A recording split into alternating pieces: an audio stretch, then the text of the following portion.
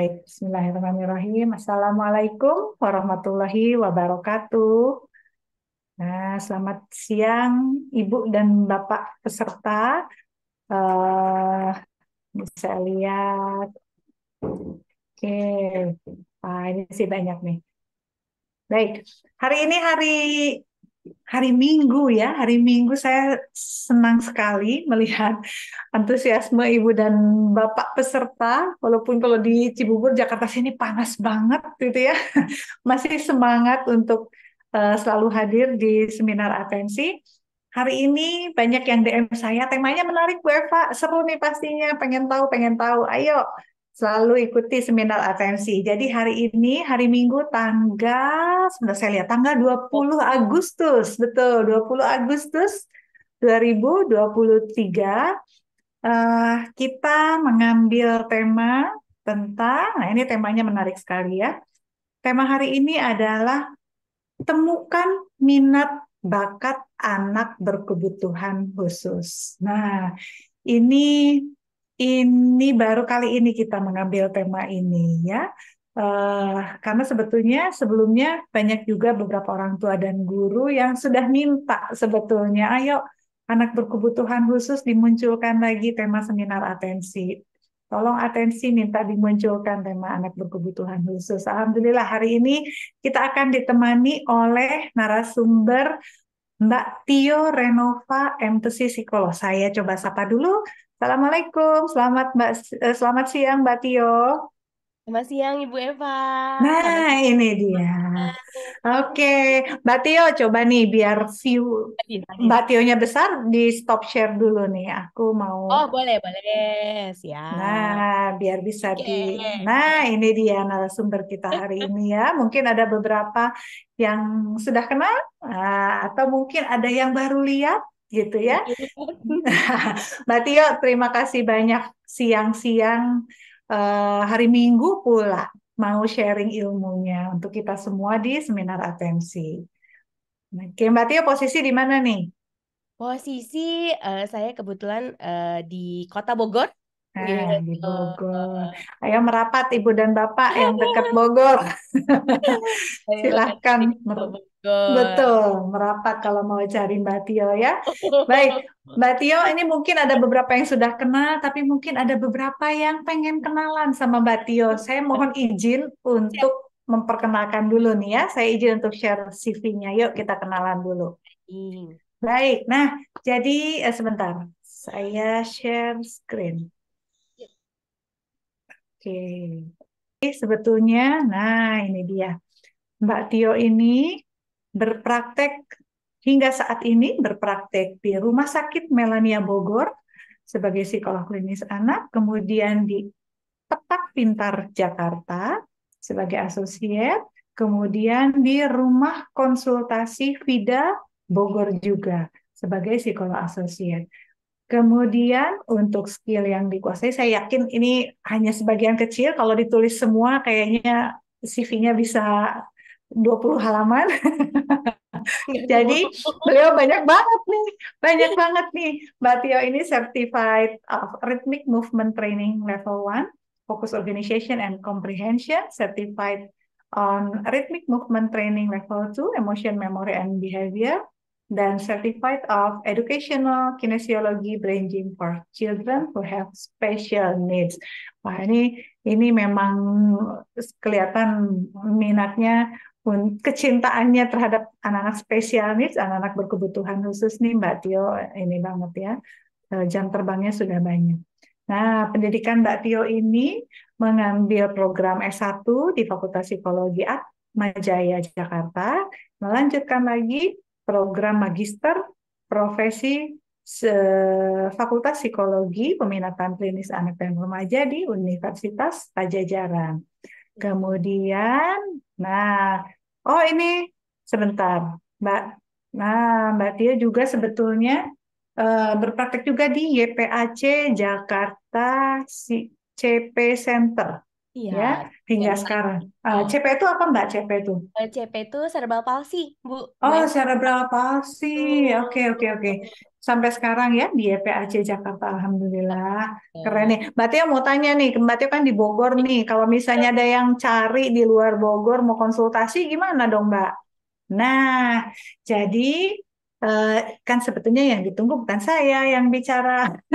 Saya mau ajak dulu peserta, ayo Ibu dan Bapak yang sudah hadir. Seperti biasa saya selalu mengajak Ibu dan Bapak peserta untuk follow Instagram Atensi Anak Remaja. Seminar atensi selalu rutin diadakan setiap bulan, tapi waktunya tidak menentu. Jadi untuk update waktu, tema, tanggal, jam, itu silakan follow Instagram Atensi Anak Remaja. Sekali lagi, saya ajak follow Instagram Atensi Anak Remaja. Baik, saya dengan Eva Silvana, saya seorang psikolog klinis anak, dan remaja akan mendampingi Mbak Tio untuk sesi seminar kali ini. Monggo Mbak Tio untuk screen dan waktunya saya serahkan. Baik, terima kasih Ibu Eva. Saya izin screen share screen lagi ya Bu ya. Iya, monggo, monggo. Oke. Oke, jadi sebenarnya untuk tema sharing hari ini, di minggu hari ini, saya mengambil temanya tentang bakat minat anak berkebutuhan khusus gitu. Ini memang temanya cukup agak lama nih diajukin ke Bu Eva waktu itu gitu. Tapi akhirnya topik ini yang saya ajukan untuk sharing di kesempatan kali ini karena latar belakangnya adalah dari eh, pengalaman pekerjaan sebetulnya gitu. Jadi memang beberapa tempat saya praktek, kadang-kadang topik ini juga yang sering ditanyakan oleh eh, orang tua ataupun pihak lain gitu ya, seperti sekolah begitu ya, gurunya atau terapisnya begitu yang menangani anak berkebutuhan khusus gitu. Memang untuk hari ini secara spesifik di judulnya dituliskan adalah anak berkebutuhan khusus gitu ya karena eh, beberapa orang tua atau beberapa tenaga ahli merasa untuk anak berkebutuhan khusus tuh gimana ya cari bakat minatnya begitu. Jadi apakah sama, apakah berbeda gitu dengan anak tipikal lainnya gitu atau anak lainnya yang tidak memiliki masalah tumbuh kembang gitu. Mungkin saya menggaris bawahi dulu anak berkebutuhan khusus di sini yang dimaksud adalah anak dengan permasalahan gitu ya atau gangguan yang bisa berhubungannya dengan neurologi gitu atau gangguan perkembangan syaraf gitu atau dengan masalah fisik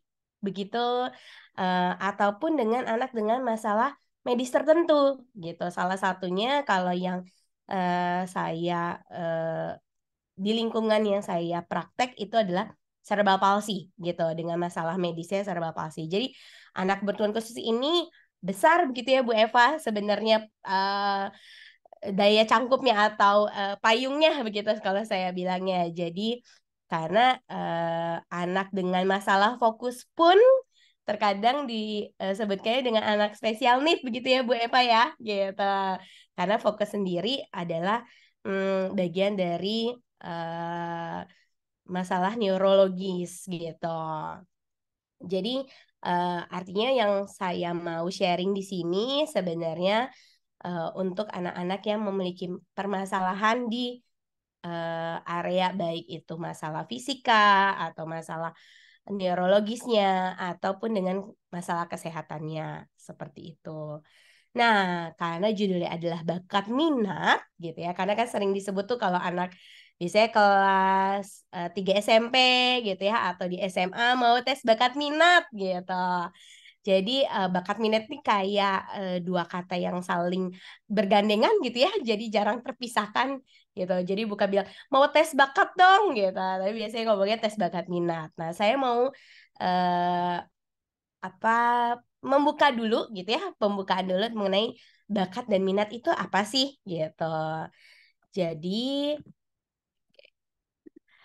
bakat itu sendiri dan minat itu sendiri tuh mempunyai dua makna yang berbeda nih Bapak Ibu gitu. Jadi Kalau bakat itu mungkin saya boleh mendefinisikan dari salah satu eh, tokoh yang mengungkapkan bahwa bakat itu adalah sebutnya seperti kapasitas khusus dan kemampuan yang dibutuhkan oleh seorang individu untuk belajar dan melakukan tugas dengan baik gitu. Jadi bakat itu eh, bentuknya adalah kemampuan gitu. Bagaimana individu tersebut mampu menyelesaikan tugas tertentu gitu. Jadi ini berbeda bermaknanya dengan minat. Kalau minat itu bagaimana seseorang menyukai gitu. Jadi nggak ada hubungan ini dia sebenarnya bisa atau tidak gitu. Tapi dia suka dulu, dia menyenangi gitu ya. Jadi minat itu adalah bagaimana seseorang menyukai suatu aktivitas di mana dia akan jadi lebih termotivasi biasanya, kemudian mau bekerja lebih keras lagi. Kalau mungkin kalau di sekolah pakai istilahnya ketekunan begitu, lebih tekun lagi dan akhirnya bisa mencapai kesuksesan gitu dalam aktivitas tersebut.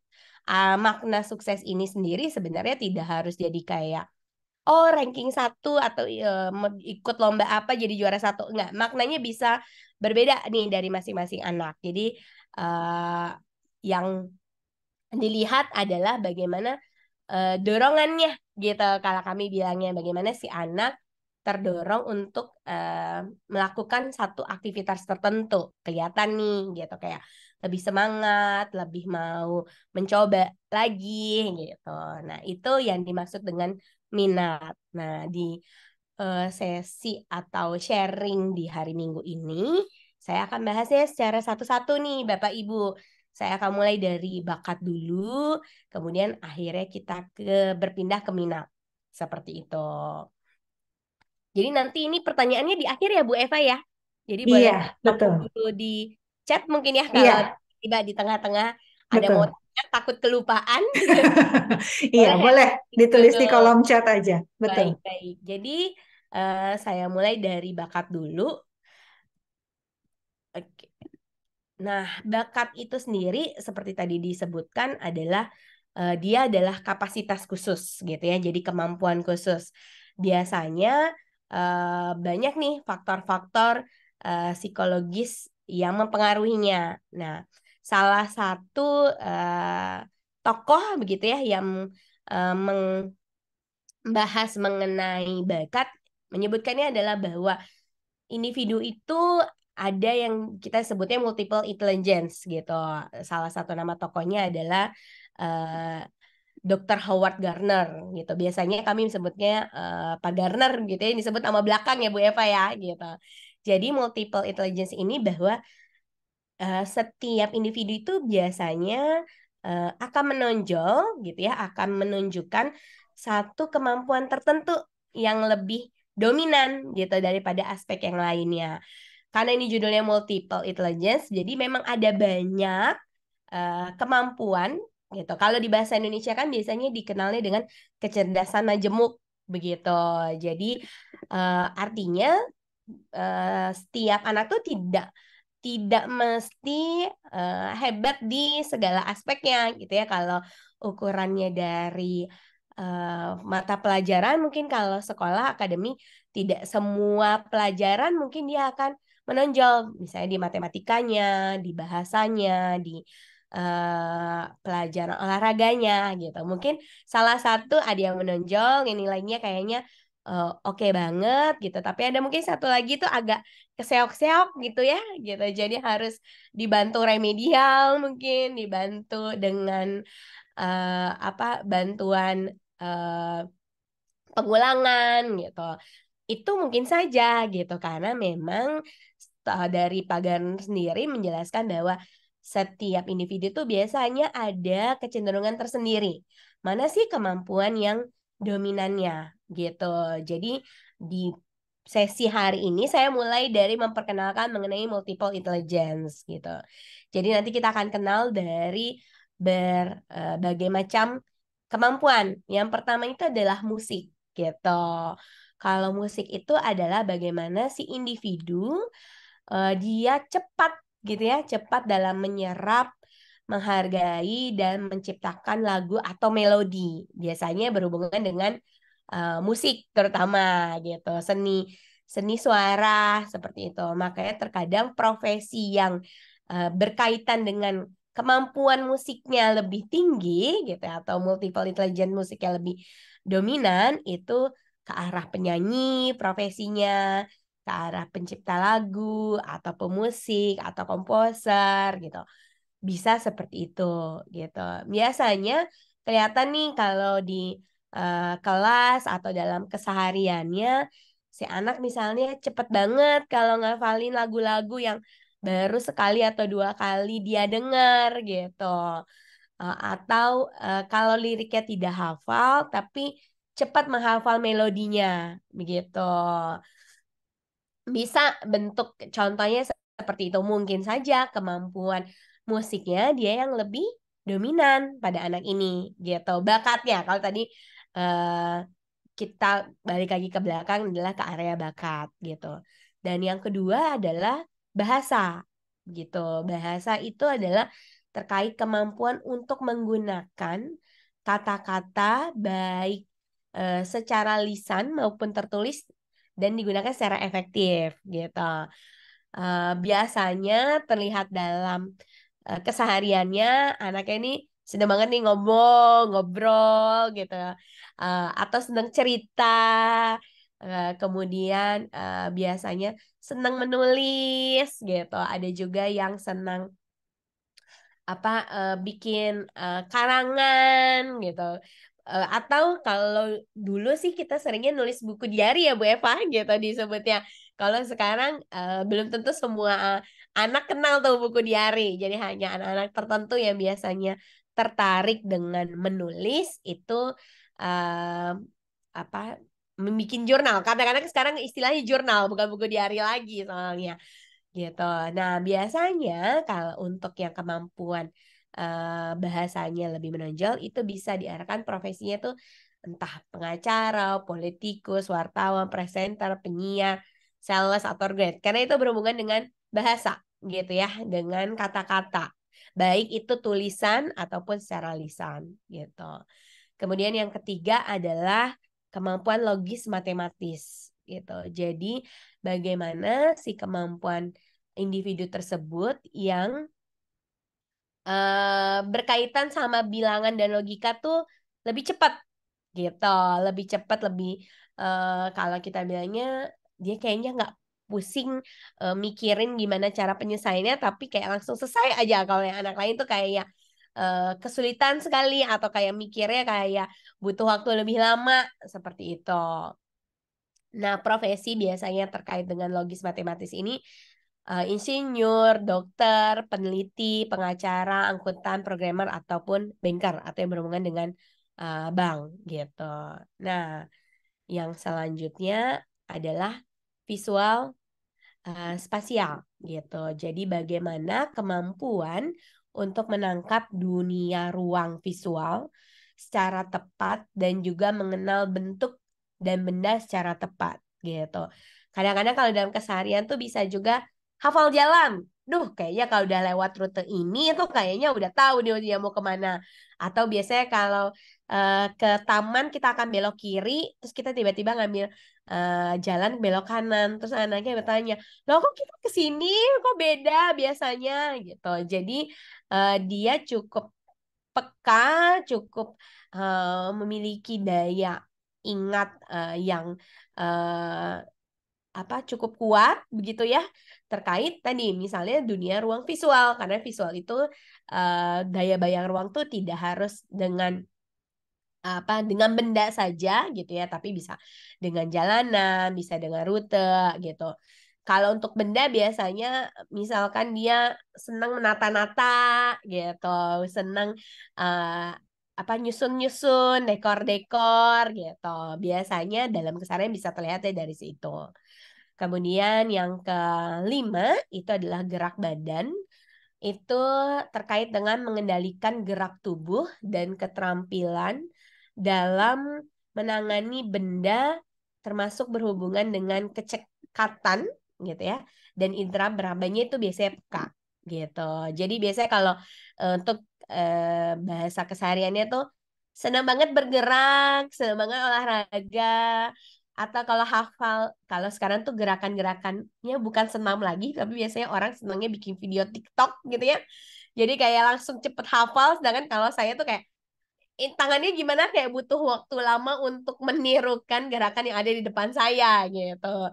Tapi kalau untuk misalnya untuk anak gitu, jadi dia kayak cepet banget sekali lihat atau dua kali lihat udah bisa langsung tirukan. Mungkin hanya beberapa detail kecil saja yang belum sesuai, tapi secara umumnya kalau dilihat tuh kayak udah sama persis nih gerakannya gitu. Jadi berhubungan dengan ke arah situ atau berhubungan dengan alat adalah misalnya dia harus menggunakan saya sepeda atau media yang lainnya gitu. Itu juga mungkin saja gitu.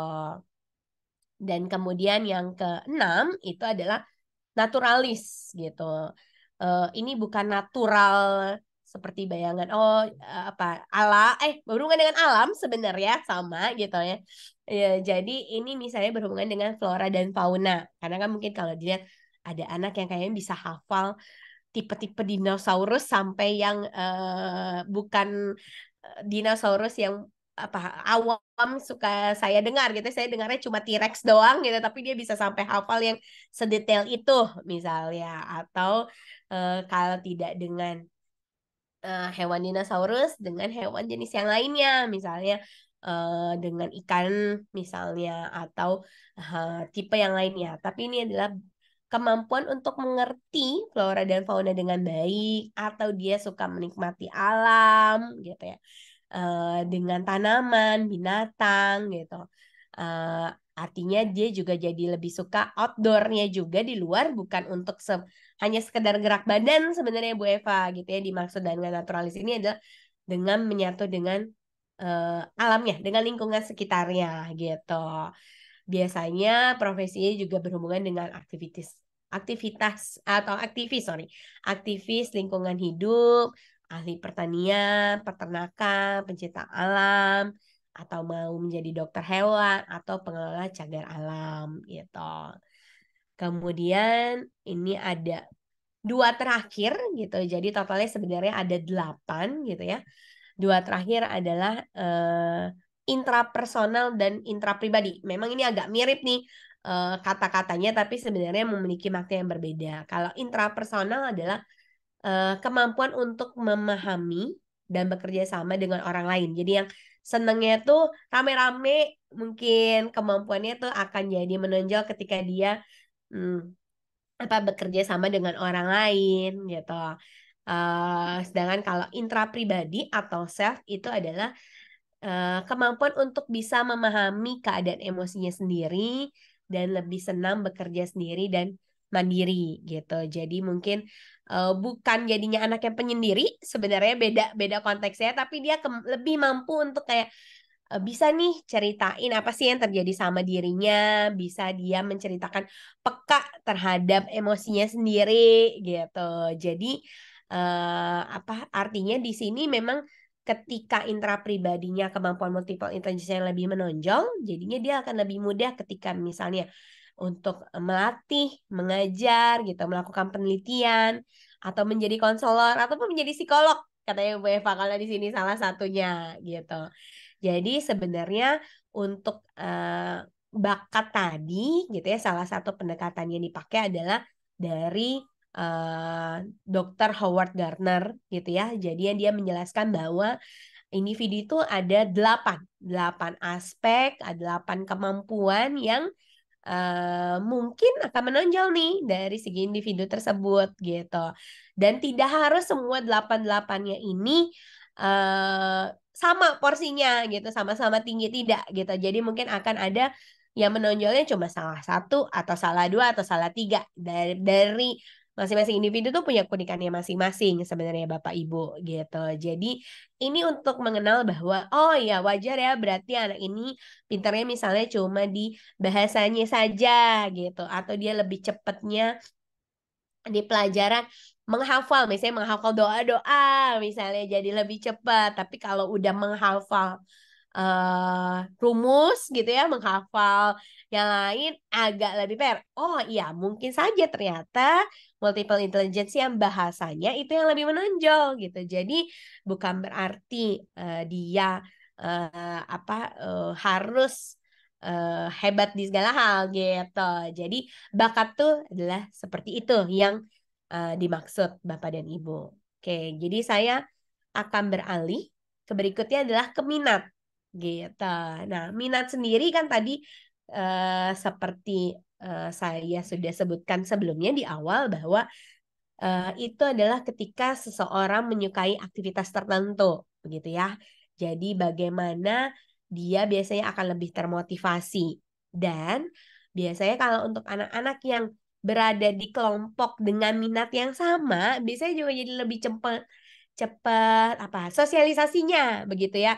Jadi lebih cepat eh, adaptasinya begitu karena mereka mempunyai kesukaan terhadap bidang yang sama seperti itu.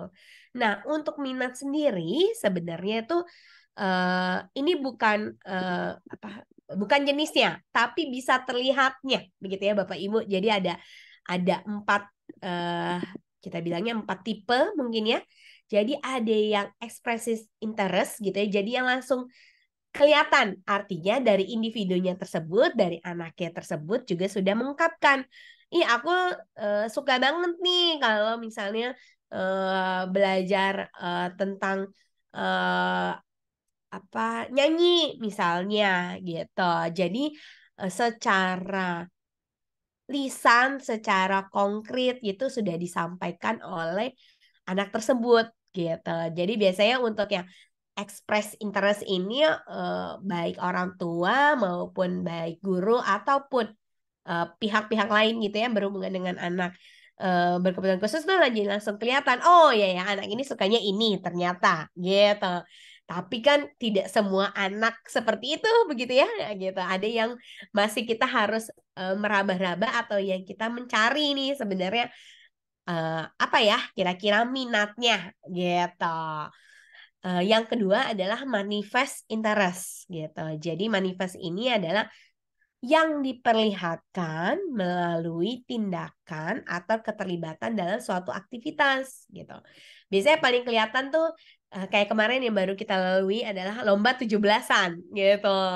Misalnya kalau lomba 17-an selalu milihnya kesukaannya misalnya lomba makan kerupuk gitu ya. Karena dia tertariknya adalah misalnya makan gitu atau tertariknya adalah oh itu nggak perlu gerak-gerak coba diem aja nengahin kepala ke atas udah jadi gitu itu mungkin aja gitu jadi terlihatnya dari pola biasanya pola perilaku atau dia ternyata lebih memilih misalnya kayak mau pegang apa nih di misalnya ada ekstrakurikuler drum band gitu mau pegang jadi perkusika atau pianika kah atau yang mau baca apa nada lagunya atau tugasnya kan macam-macam tuh biasanya. Nah, biasanya kelihatan tuh dari bagaimana dia memilih, udah aku mau ini aja, misalkan gitu. Jadi manifest ini dia mungkin tidak secara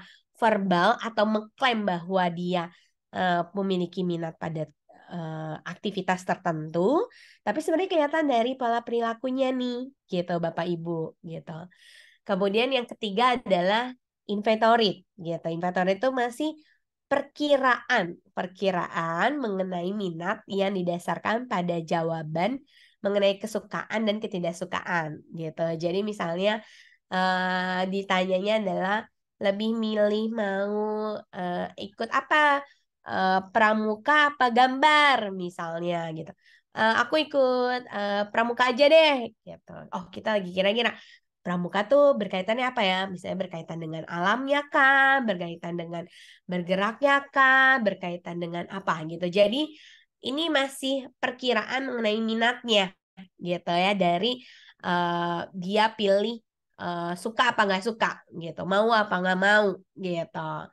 Kemudian yang terakhir adalah tes gitu ya. Jadi minat yang terungkapnya melalui situasi yang dikendalikan. Biasanya ini dilakukan oleh tenaga ahli gitu ya. Jadi ada serangkaian tesnya yang diberikan kepada anak gitu ya untuk tahu, oh minatnya kemana ya gitu. Jadi untuk mengetahui minat anak gitu ya Bapak Ibu bisa lewat 4 kategori ini gitu atau 4 jenis ini yang dia nyatakan secara langsung si minatnya gitu ya. Atau kita lihat dari polanya seperti itu dalam suatu aktivitas atau dari pilihan-pilihannya. Aku nggak mau kalau yang ini, aku maunya yang ini aja misalnya. Atau melalui memang tes tertentu seperti itu. Jadi untuk area minat adalah biasanya kita telusurinya dari sini, Bapak Ibu gitu. Oke, yang berikutnya.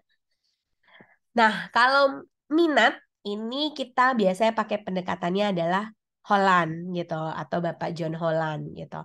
Yang biasanya disebut riasek. Kalau tadi bakat adalah multiple intelligence, kalau minat adalah berhubungannya biasanya salah satu tokohnya tuh yang terkenal adalah tokoh Holland gitu.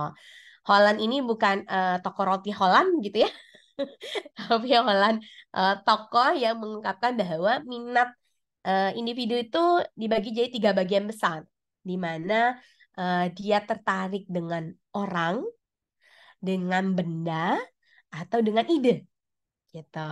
Di masing-masing tuh kalau orang tuh ada 2 lagi, ada sosial dan enterprising, huruf S dan huruf E. Jadi kalau tadi saya tuliskan di atas di judulnya adalah Riasek. Nah, itu Riasek itu sebenarnya apa kumpulan akronim gitu ya. Kalau kita bilangnya kalau dalam bahasa Indonesia akronim. Jadi kumpulan dari ada 6 aspek gitu ya yang dilihat gitu. Jadi kalau orang adalah sosial S dan enterprising E gitu. Kalau benda realistik R.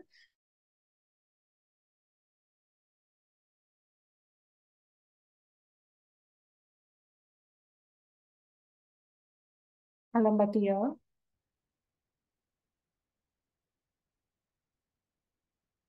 Halo Mbak Tio, Fris, di saya aja atau di peserta juga?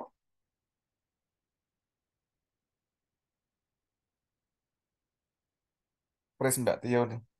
Ah, Mbak Tio Fris ya. Oke, mohon tunggu sebentar ya Ibu dan Bapak peserta. Sepertinya device-nya. Iya, mohon tunggu sebentar. Oh, malah kelempar tuh. Mohon tunggu sebentar Ibu dan Bapak peserta sambil menunggu narasumber masuk lagi. Ya, jangan lupa follow Instagram Atensi. Nama Instagramnya Atensi Anak Remaja. Ya, dicari pasti ada. Atensi Anak Remaja. Sambil menunggu narasumber kita, Mbak Tio, untuk bergabung lagi. Kelempar beliau. Oke. Dan jangan khawatir bagi Ibu dan Bapak peserta yang mau tahu seminar-seminar yang sebelumnya karena nggak sempat datang, semua rekaman seminar Atensi ada di YouTube Atensi Anak Remaja. Jadi jangan lupa like dan subscribe. Nah, sepertinya pernah. Halo Mbak Tio, suaranya belum muncul. Mbak masih di mute, Mbak. Oke, maaf Bu Eva. Dong. Ah, iya, iya, iya. Device-nya nggak apa-apa, it's okay. Kita memang kalau kalau Zoom seperti ini. Aduh, mohon maaf nih Bapak Ibu agak terputus Iya. sedikit. Saya Sebentar, saya jadikan co-host lagi. baik-baik. Ah, Terima kasih Bu Eva. oh, sepertinya sudah menjadi Ya, co-host. ya. Saya izin munculkan lagi. Iya, Oke. iya, oke. Monggo lanjut, Mbak. Iya, ya. Makasih Bu Eva. Mohon maaf Bapak Ibu. Jadi tadi kembali lagi bahwa ini adalah definisi gitu ya dari minat yang diungkapkan oleh Holland gitu. Kalau sosial itu berhubungannya biasanya suka yang menolong sesama gitu ya. Kemudian pandai melakukan kegiatan mengajar, merawat, atau memberikan informasi. Ibaratnya kalau disuruh ngejelasin ke temennya, kayaknya cepet banget nih gitu. Atau dia senang banget tadi kegiatan-kegiatan yang berhubungan dengan kelompok mungkin gitu. Nah, kalau enterprising mungkin masih berhubungan dengan orang gitu ya. Tapi ini lebih ke kalau dengan judul namanya kayak influence gitu ya, mempengaruhi gitu. Jadi dia biasanya berhubungan dengan mempresentasikan gagasannya tertentu kah gitu ya.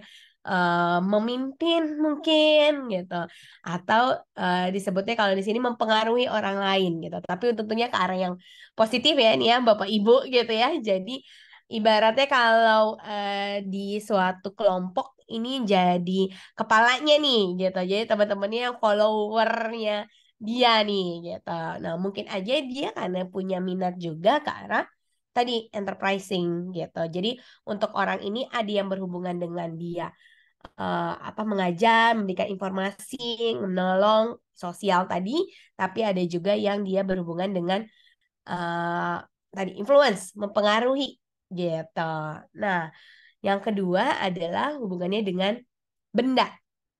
Benda itu em, bisa direalistik gitu ya, yaitu di mana individu tersebut menyukai bekerja yang berhubungan dengan alat, mesin, begitu ya, atau yang menyukai hal-hal yang mekanis gitu dan praktis seperti itu.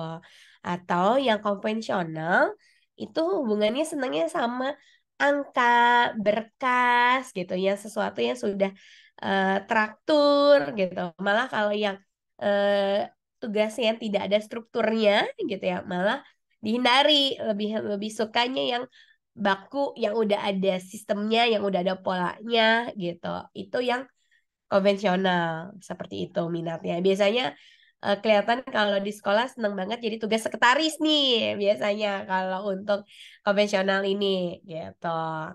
Nah, kalau yang ketiga, yang terakhir itu adalah ide. Ide itu ada art itu yang berhubungan dengan seni memang, tapi seninya tuh bisa apa saja gitu, bisa keterampilan tangan, bisa seni gambar, bisa ke arah seni musik mungkin saja gitu ya. Secara umumnya dia menyukainya tuh tidak atau kurang menyukai aktivitas yang monoton. Beda sama yang konvensional tadi gitu ya. Jadi biasanya kalau anak yang suka minat menonjolnya di C, di A-nya tuh nggak terlalu dominan nih biasanya gitu. Atau investigatif atau hurufnya di sini adalah I, itu di mana dia gemar memecahkan masalah seperti judulnya investigasi gitu ya. Jadi kalau suruh ngubek-ngubek nyari informasi tentang si A gitu, wow paling jago misalkan. Atau cari informasinya misalnya, tolong dong cariin biasanya rekomenkan makan apa gitu, kuliner apa gitu. Itu mungkin saja. Nah, kalau mungkin kalau contoh-contoh untuk di anak yang berkebutuhan khusus, ya misalnya dia kalau seneng banget ngulik-ngulik teka-teki misalnya atau permainan tertentu gitu, kayak kalau belum sampai selesai itu nggak puas gitu, itu mungkin saja gitu.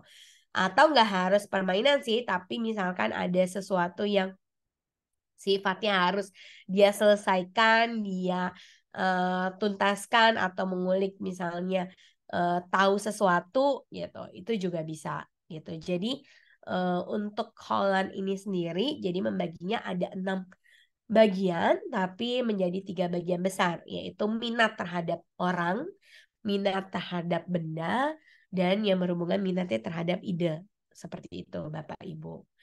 Nah, yang berikutnya adalah eh, kunci. Nah, kunci. Terus gimana nih kalau kita udah kenal apa sih itu bakat, apa itu minat gitu. Jadi apa yang harus dilakukan atau yang bisa dilakukan sebenarnya gitu. Jadi sebenarnya untuk pembahasan ini tidak hanya diperuntukkan terhadap orang tua begitu ya Bu Eva, tapi terhadap pihak manapun yang mungkin berhubungan dengan anak berkebutuhan khusus gitu.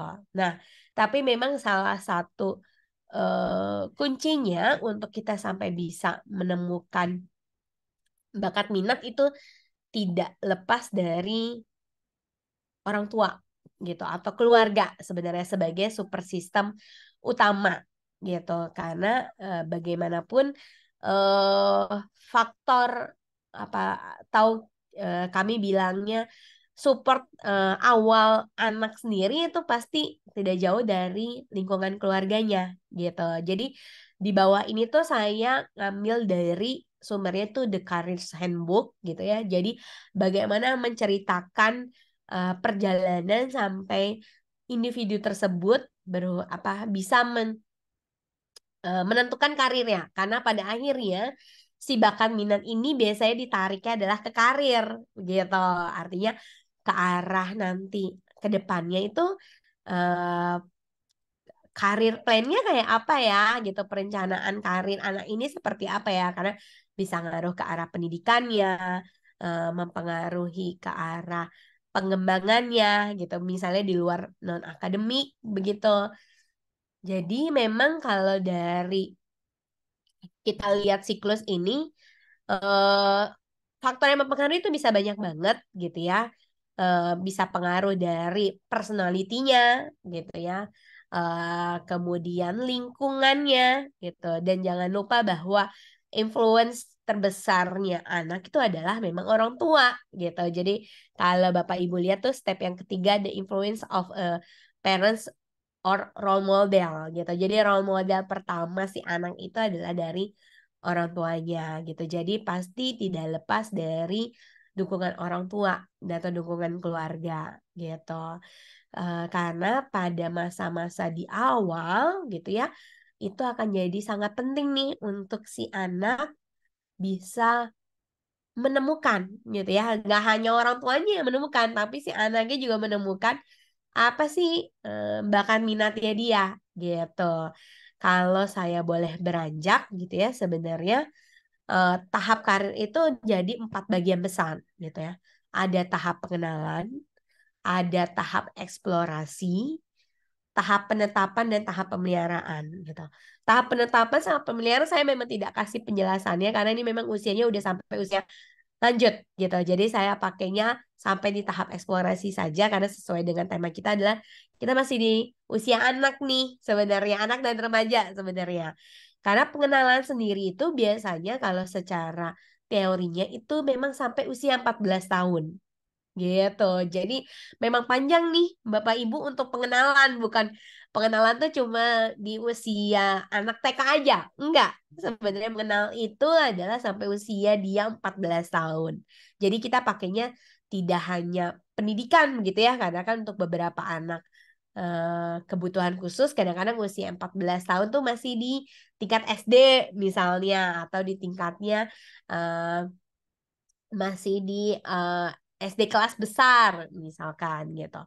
Jadi ini kita lihatnya dari usia gitu. Jadi bahwa di awal itu memang tahap pengenalan Bapak Ibu gitu. Tahap pengenalan itu adalah bagaimana si anak itu penting banget untuk mengamati dunia sekitarnya gitu.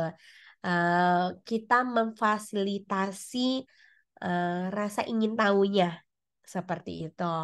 Jadi diajak kenalan dulu nih gitu, diajak eh, masuk ke beberapa lingkungan baru, diajak untuk coba aktivitas yang baru gitu. Dan dari situ biasanya akan kelihatan tadi dia suka apa nggak suka ya, dia mau melakukan itu secara berulang atau enggak ya gitu. Itu yang kita bisa lihat dari misalnya minatnya. Nah, ketika kita sudah observasi lebih lanjut begitu ya, pada saat mengerjakan jadi kelihatan oh dia sebenarnya suka, tapi ternyata dia akan lebih cepat kalau ngerjainnya di area yang lain sebenarnya gitu. Itu mungkin saja Bapak Ibu gitu. Jadinya dari kita mulai mengenalkan ini, sebenarnya kita juga semakin melihat apa sih kelebihannya dia, apa sih kekurangannya dia, gitu. Dan yang perlu diingat adalah ini biasanya tidak langsung sekali langsung kelihatan gitu ya, satu kali dua kali melakukan aktivitas Bapak Ibu gitu. Bahkan kadang-kadang kita harus kayak mengajaknya berulang-ulang kali supaya untuk dia mau coba dulu gitu. Dan buat saya di situ kuncinya gitu. Kuncinya bagaimana support sistem si anak, baik itu orang tua, baik itu guru gitu ya, untuk mau tetap memperkenalkan, tetap konsisten gitu ya, mencoba gitu. Jadi artinya nggak harus berhenti di satu titik aja gitu ya, satu aktivitas tertentu aja gitu. Kalau anaknya itu terus tolak, apa kita harus coba paksa? Ya nggak harus langsung saat itu juga gitu ya. Mungkin kita bisa break dulu, kita kasih coba pilihan yang lain dulu. Nanti kalau dia sudah menikmati, kita coba lagi kasih opsi yang awal lagi yang sebelumnya mungkin dia tolak atau dia belum mau coba gitu. Jadi ini memang kalau saya suka sharingnya kepada orang tua atau kepada guru-guru, ini kayak main layang-layangan memang gitu ya, nggak harus langsung semua kita tarik gitu ya. Tapi kadang ada masanya kita ulur gitu, ada yang masanya kita tarik gitu. Tapi di proses awal ini memang penting banget gitu ya bahwa anak-anak itu mengenal beragam aktivitas gitu. Jadi memang kita bilangnya pengalaman. Pengalaman itu jadi kunci pentingnya mungkin ya Bu Eva gitu. Jadi dan di sini kan tidak harus sampai kita juga menemukan oh berarti anak saya bakatnya di nyanyi ya gitu. Enggak gitu, enggak harus sampai langsung ketemu ke situ Bapak Ibu masih panjang perjalanannya gitu. Tapi kita bisa lihat dulu apa sih yang bikin dia tertarik, apa sih yang bikin dia bertahan dalam mengerjakan satu aktivitas tertentu gitu.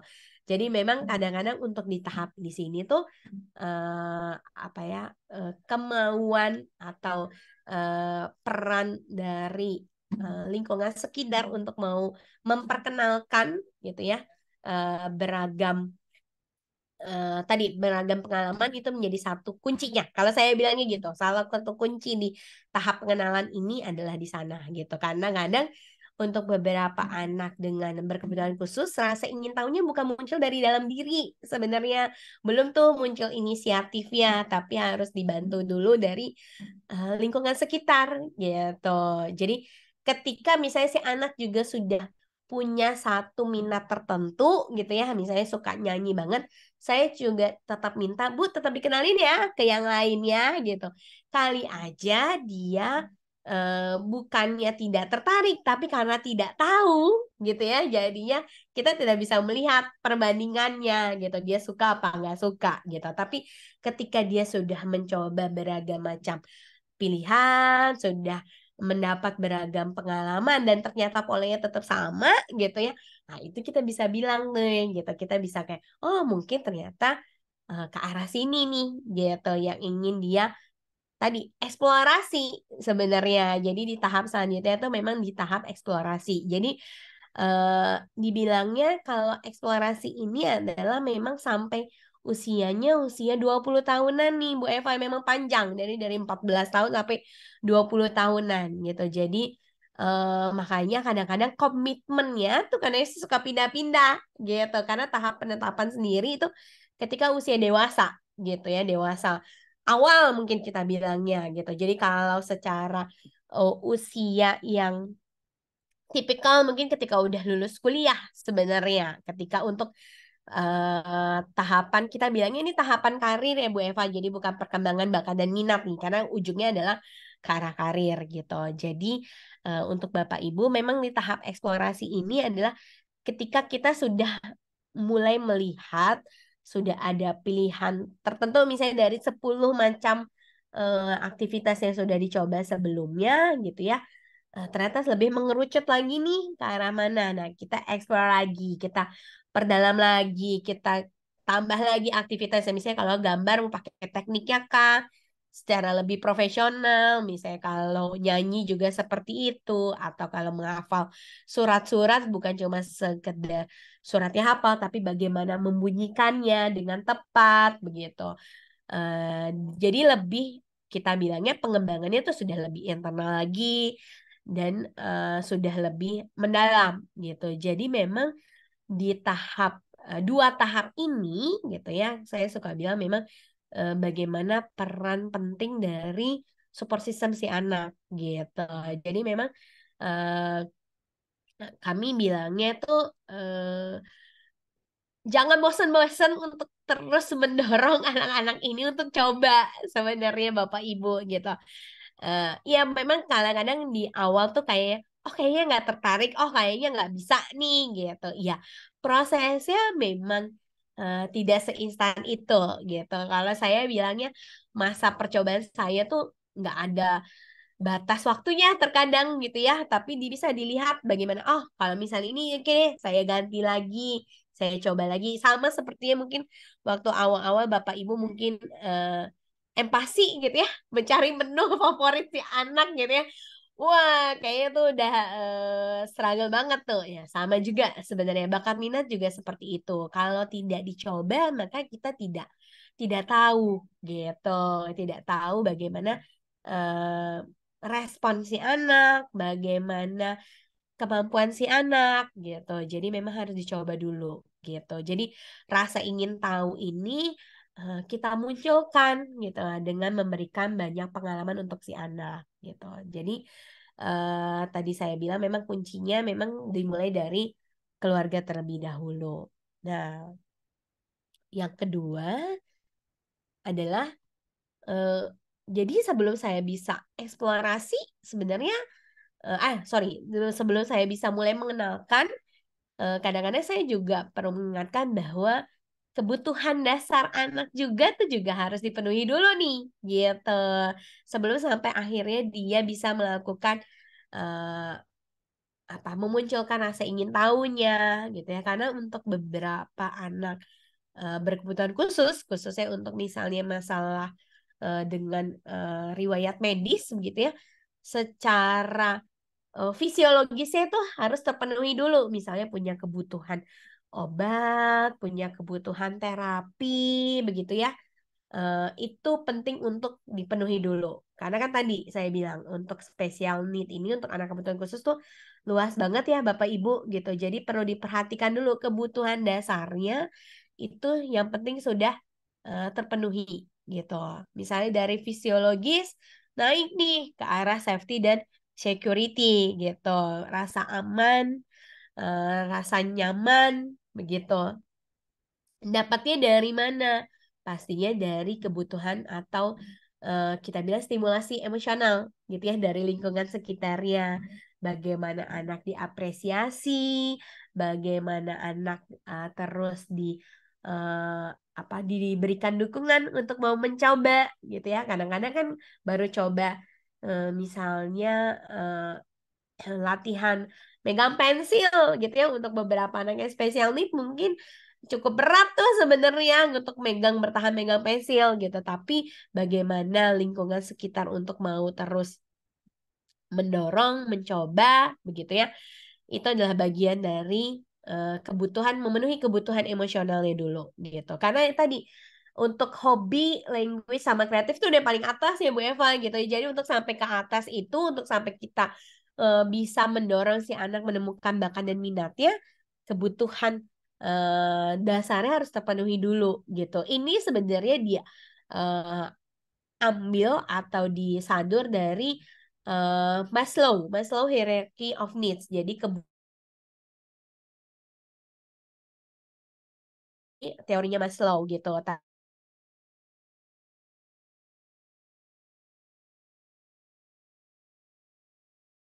Kebutuhannya gitu.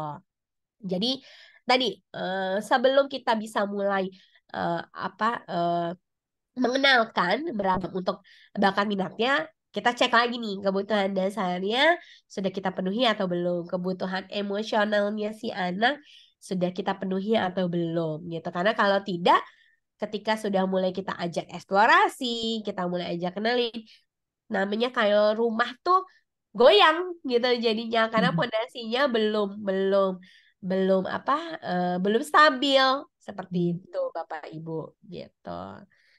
Oke. Nah, terus yang perlu diingat adalah ini tuh bukan kompetisi gitu ya, bukan lomba gitu, Hmm. bukan bukan saingan baik itu antar anak misalnya hubungannya adalah dalam satu keluarga gitu ya, saudara kandung gitu, atau keluarga besar gitu, ataupun dengan anak tetangga gitu, anak orang lain gitu. Karena ya setiap anak itu eh, ada teman saya bilangnya punya derapnya masing-masing gitu ya, punya langkahnya masing-masing, punya kecepatannya masing-masing. Jadi tidak bisa kita langsung pakai kacamatanya.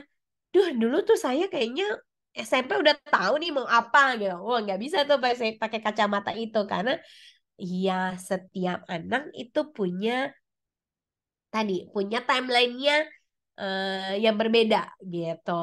Jadi ini yang kita bilang keunikan gitu ya, keunikan masing-masing si anak itu yang perlu kita perhatikan gitu, yang perlu kita eh, garis bawahi. Kalau saya suka bilangnya seperti itu, karena kalau kita jadinya mau menyamakan gitu ya, ya kan kita punya faktor-faktor sendiri individu yang berbeda-beda juga. Misalnya juga hubungan kakak adik gitu ya.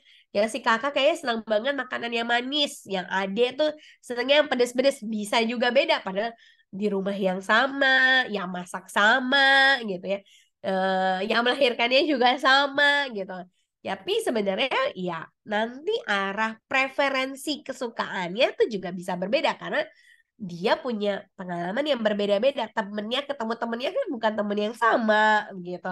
Ketemu lingkungannya mungkin lingkungannya berbeda walaupun di satu sekolah yang sama begitu ya, tapi teman satu kelasnya bisa berbeda sama kakak-kakaknya yang dulu. Jadi di situ yang perlu diperhatikan gitu ya, karena ketika kita terlalu menyamaratakan terkadang jadi setiap anak itu malah kurang mendapatkan informasi. Kalau kami itu bilangnya gitu karena tiap anak kadang-kadang oh kayaknya dia pengen tahunya pengalaman lebih banyak di area ini nih gitu.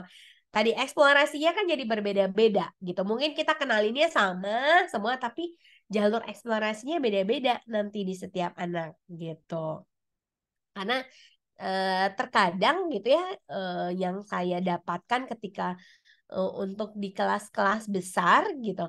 Ketika waktu di tahap awalnya kurang informasi gitu ya di tahap pengenalannya pada saat eh, kecilnya sampai SD-nya misalkan pengalamannya terbatas dengan beragam macam kondisi begitu ya kan situasinya kita tidak bisa ketahui gitu ya dengan segala macam kondisi.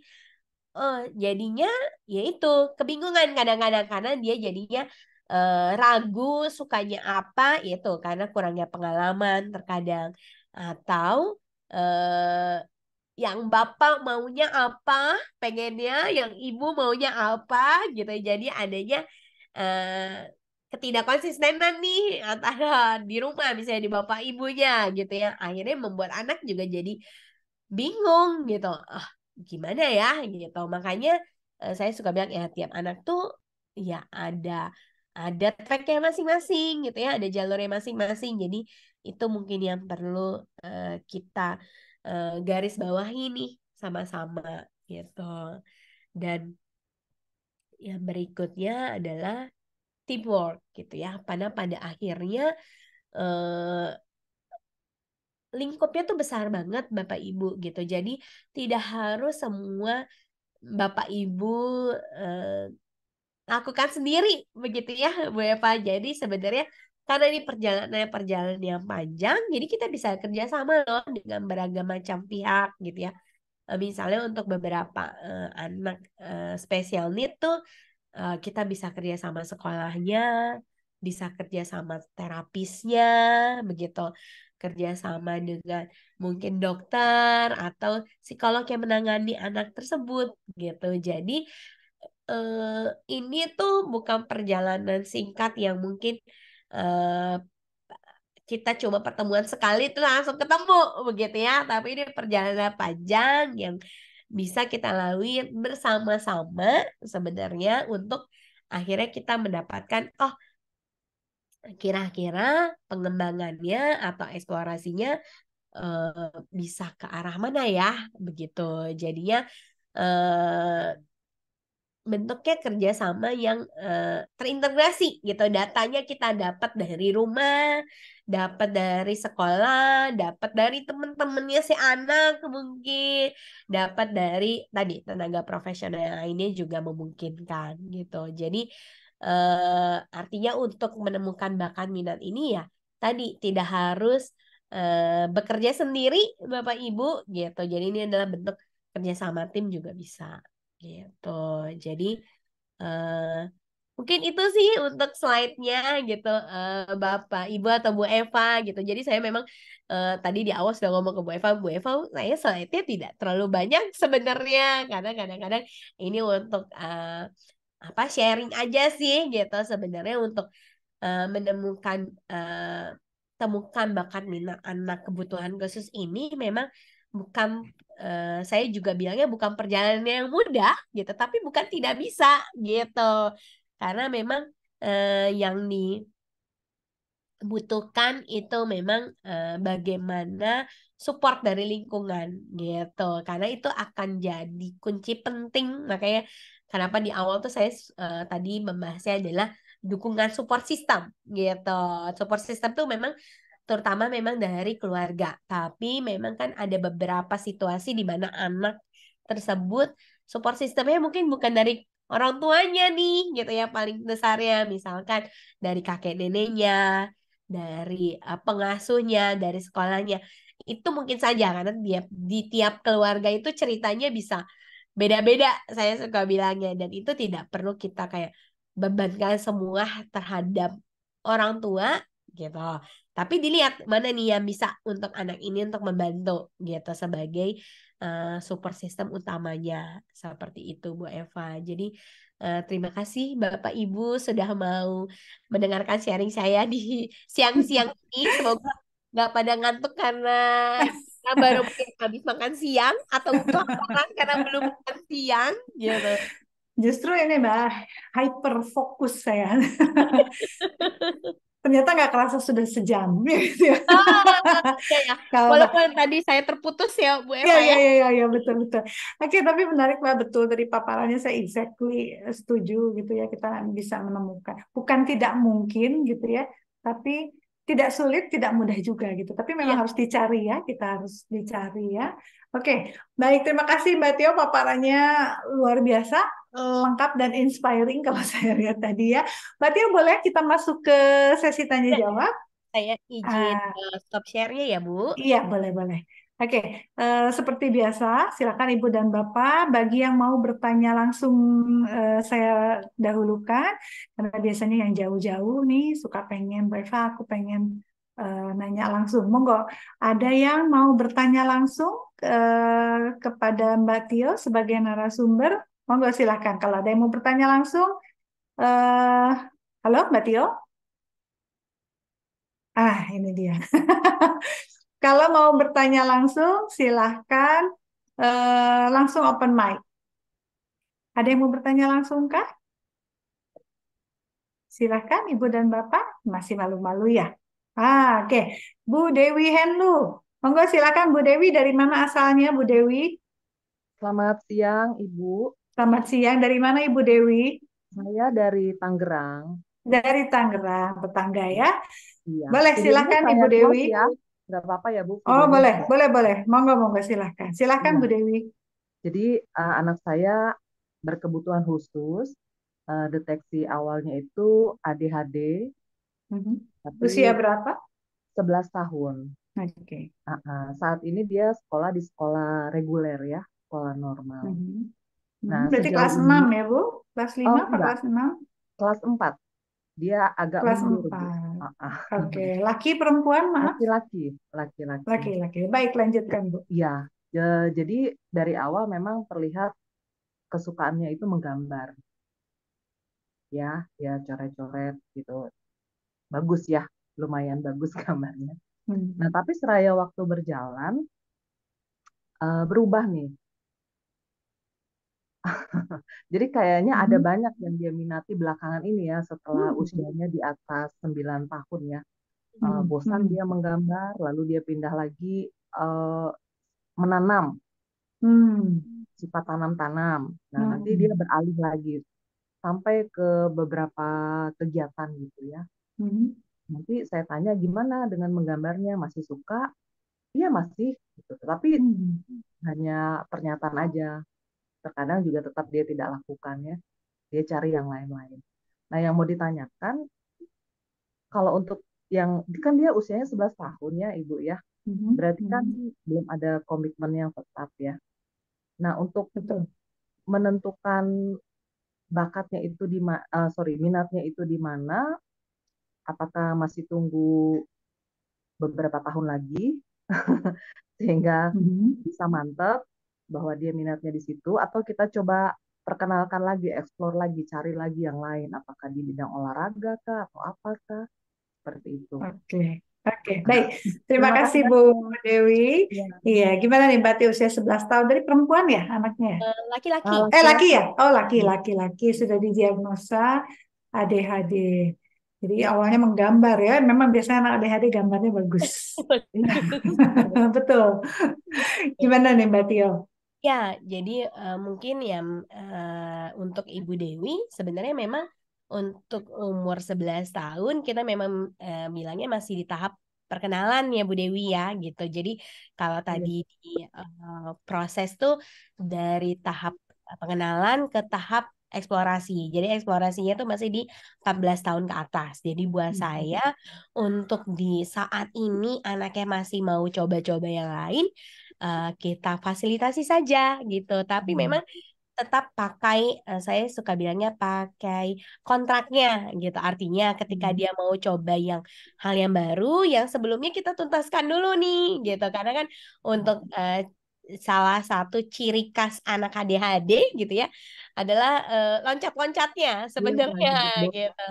Jadi sebelum kita coba start yang baru, yang sebelumnya kita finishkan dulu ya gitu. Finish itu artinya bukan dia tidak mau apa nggak boleh coba lagi nggak atau benar-benar selesai tidak gitu, tapi yang saya maksud misalkan menggambarnya ibu sedang fasilitasi adalah ikut les misalkan, oke, kontrak lesnya ini sampai kapan sebenarnya gitu, jadi dia harus sampai selesaikan dulu, jadi bukan hanya sekedar mengikuti moodnya gitu ya, aku lagi nggak suka ini, aku lagi sukanya ini, jadi aku langsung gampang pindah gitu, enggak gitu. Jadi Bu Dewi, jadi kita tetap ada eh, pengenalannya itu tetap mengikuti, oh lagi aturannya apa nih yang sedang diikuti, kecuali kalau ngelakuin sendiri di rumah ya Bu Dewi, kadang-kadang misalnya dia lagi gambar, ah bosen, capek aku mau ke taman aja, yaudah tapi ini di tidy up ya, dibereskan ya gitu. Jadi saya maksud adalah finish itu adalah seperti itu, jadi bukan dengan dia meninggalkan begitu saja aktivitas yang sebelumnya gitu. Tapi kalau untuk yang minat tadi, kalau memang dia senang lagi senangnya nanam, karena untuk anak ADHD kan biasanya bisa kita langsung bentuk diskusi ya Bu Dewi ya gitu. Jadi lagi tanya juga, oh kenalnya kamu waktu itu nanam dari siapa?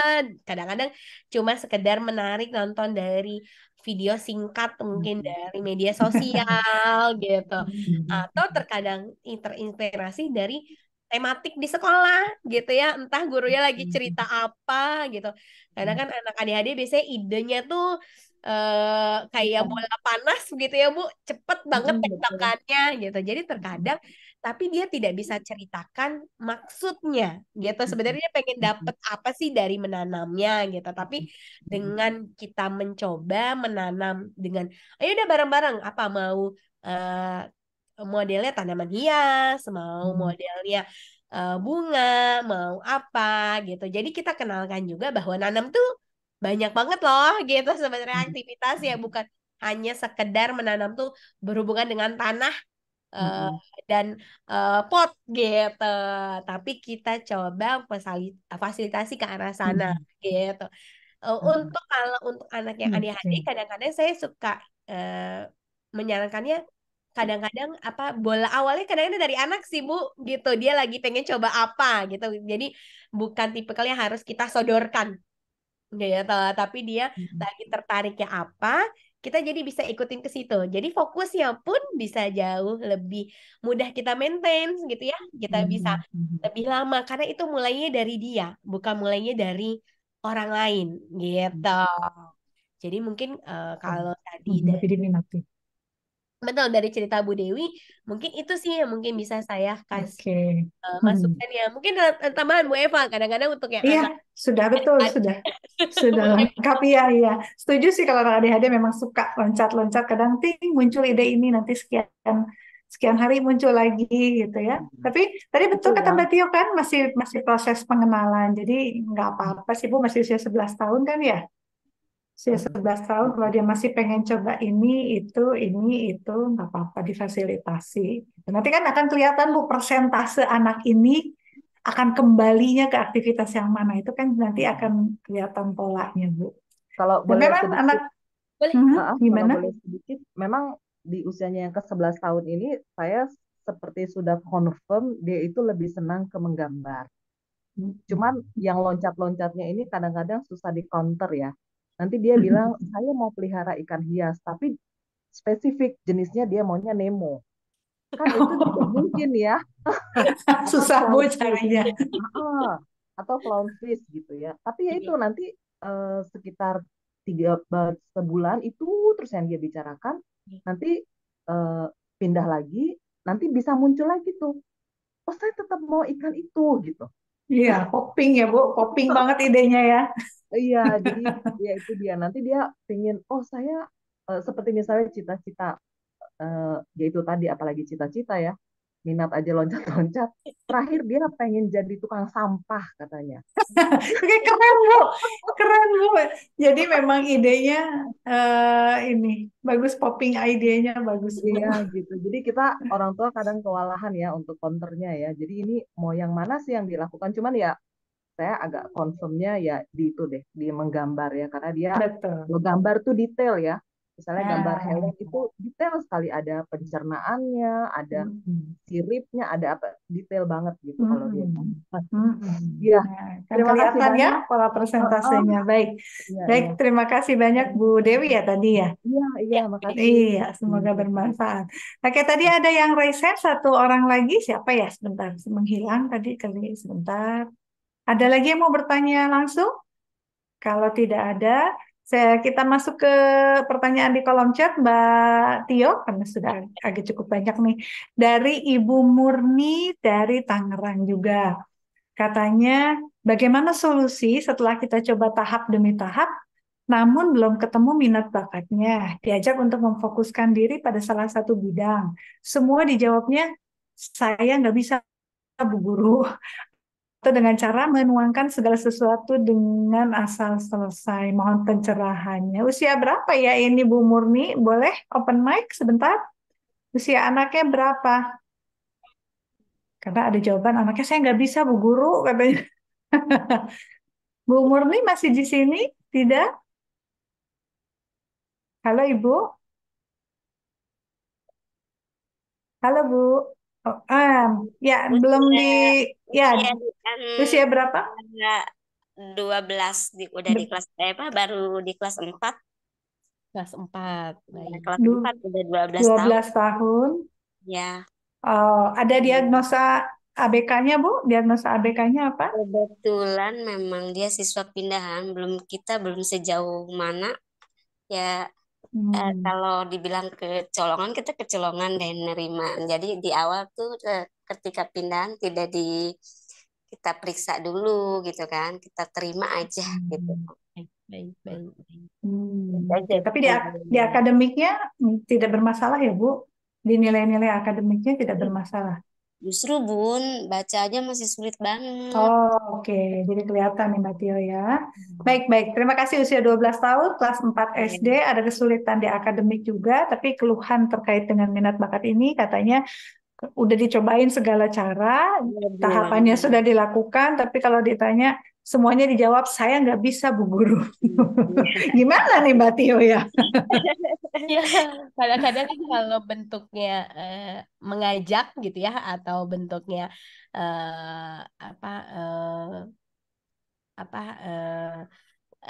nyuruh, kadang-kadang kita bilang memberikan saran. Memang kadang-kadang untuk beberapa anak tuh, untuk anak dengan special need tuh ada yang dengan tipikal kita bilangnya kayak mudah menyerah mungkin ya Bu Eva ya gitu. Jadi apa-apa dibilangnya nggak bisa, nggak mau, nggak suka gitu. Kadang-kadang eh, tampilan awalnya tuh nggak dulu aja gitu.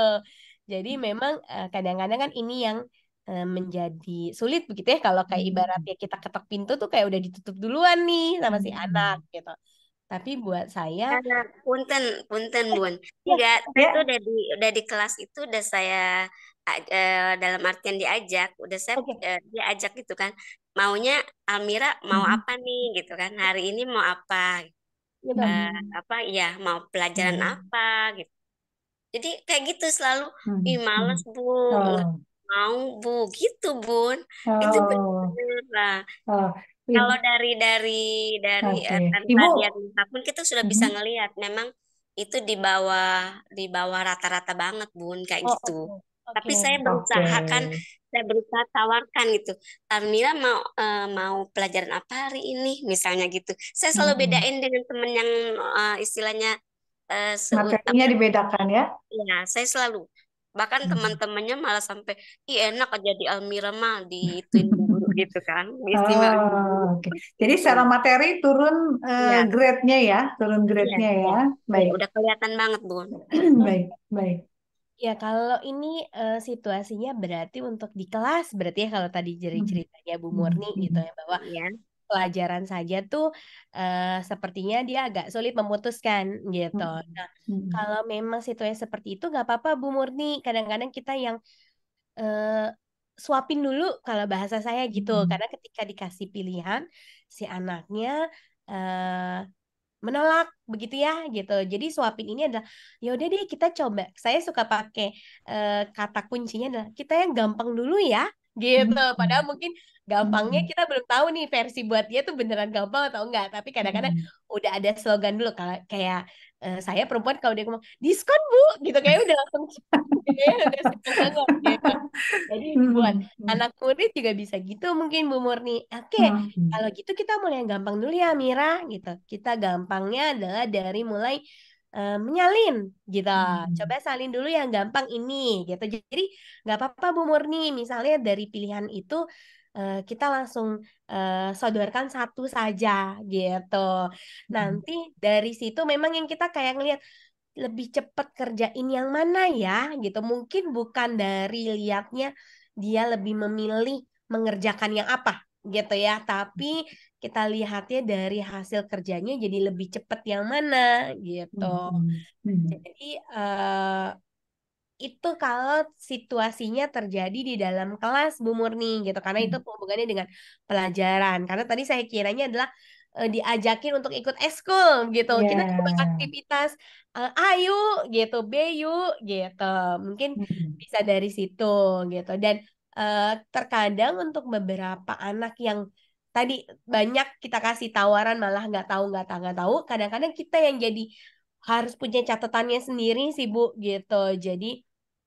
oh, kayak kita punya portfolionya begitu ya. Saya Mhm. suka bilang, oh menulis checklist gitu, menyanyi checklist atau gambar enggak silang gitu. Jadi kadang-kadang Mhm. kayak kita sudah punya serangkaian checklist yang akan kita coba sama anak dan kita cobanya satu-satu gitu Bu Murni. Mhm. Karena kalau tadi Ibu Murni sudah coba tawarkan, ternyata si anak apa eh, jawabnya nggak bisa, nggak mau, atau ya tadi diem aja. Dan tadi kan Mhm. catatan khususnya adalah pindahan ya Bu Murni Iya. ya gitu. Nah, khawatirnya Iya, apa ini betul. anak juga masih adaptasi ya gitu. Mhm. Berarti pindahnya di tahun ajaran ini Bu Murni? iya, Pin- iya Oh Bun. ya, belum 4 bulan ya, Bu? Iya, iya. ya takutnya Mhm. juga mungkin terkadang kan lingkungan baru anak tuh punya kalau saya suka bilang sense sense waspadanya tuh jadi kencang banget tuh Bu gitu. Jadi Mhm. mungkin kita pelan-pelan dari mulai yang sesimpel yang kita gampang. Oh ya udah Amira tolong bantuin ini dong kumpulin buku tugas temen-temennya nanti urutin ya dari namanya A B C D misalkan atau paling gampang sih angka sebenarnya nomor Mhm. absen absen 1 sampai 10 oh kita lihat oh dia suka tuh yang keteraturan oh suka yang apa tadi presisi tadi gitu yang Mhm. ngurut-ngurutin gitu memang kalau PR-nya di sini karena kalau saya bilangnya guru itu kan megangnya nggak cuma satu anak ya Bu Murni Iya. banyak anak gitu. Jadi kadang-kadang mungkin tidak akan bisa sedetail itu, tapi saya suka bilangnya sambil jalan dan itu kan tidak terus terburu-buru mungkin ya Bu Murni ya karena ini memang Betul. masih baru pindah, baru kenal lagi dan tadi Bu Murni bilang kita belum tahu nih sebelumnya seperti apa, mungkin informasinya masih kurang. Jadi ini ibaratnya ya kayak pegang benar-benar anak baru kita kayak dari kelas 1 mungkin nggak bilang lihat angka kelasnya kelas 4-nya gitu.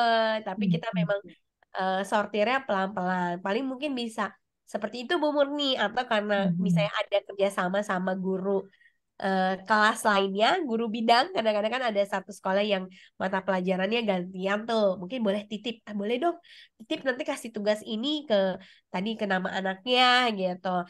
Nanti boleh ya di-sharing anaknya mau apa enggak gitu. Jadi, tapi ya ini tadi kadang-kadang manajemennya harus pinter-pinter bagi waktu nih. Kalau guru kan pegangnya banyak gitu. Iya, kebayang ya. Betul. Bebannya Iya, tanggung iya jawabnya betul. juga Tapi boleh banyak. dicoba, Bu. Baik, terima kasih pencerahannya Sama Bunda. Bu Iya. Murni. Iya, sama-sama. Semoga bermanfaat, Bu. Baik, dilanjut Mbak Tio, ada dari Ibu atau Bapak ya, Damenia. Oh, Ibu Damenia lah, Bu. Katanya bertanya, apakah ABK SD yang bersekolah di sekolah reguler harus naik kelas terus, sementara kompetensinya tidak sesuai kurikulum?